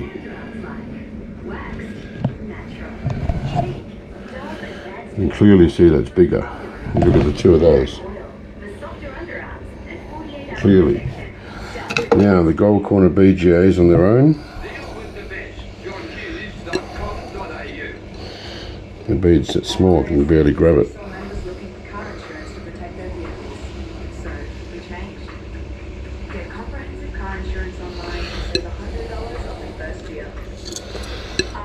Come on, get out.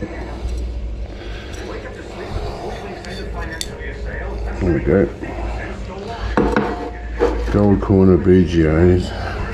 It's dried off on my shorts. There's no funny business going on.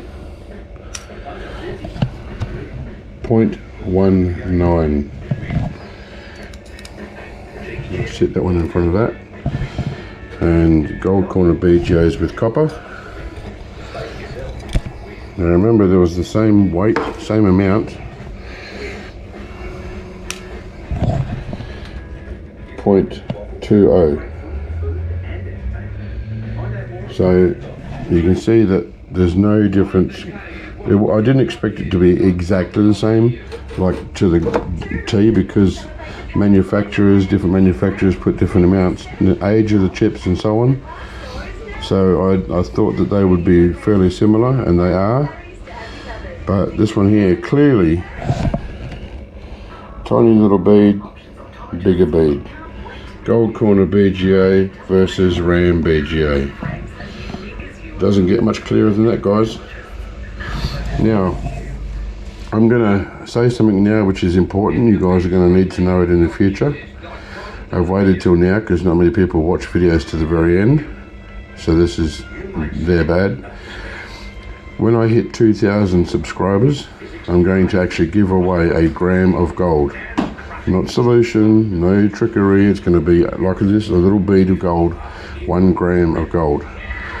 And I'm not going to make it easy, all right? So at the time, I'm going to say you need to search back through a certain period, all the videos, to find a code word. I'm going to give you those code words now. It's gold corner BGA. That's what you're going to need to say to enter the competition. You don't need to name the video or anything like that. You just need to come up with gold corner BGA. I don't know how long it's going to take to get to 2,000 subscribers. It might be 6 months, it could be 2 years. And all I'm going to do is give you a rough estimate of when the video was, so you can go back through all the videos and find it. If you're clever, you'll write it down now, save you the effort. So there we go, guys. I proved my point. I backed up my words with fact and proof. Thank you for watching. I hope you enjoyed this video. I'll see you on the next one.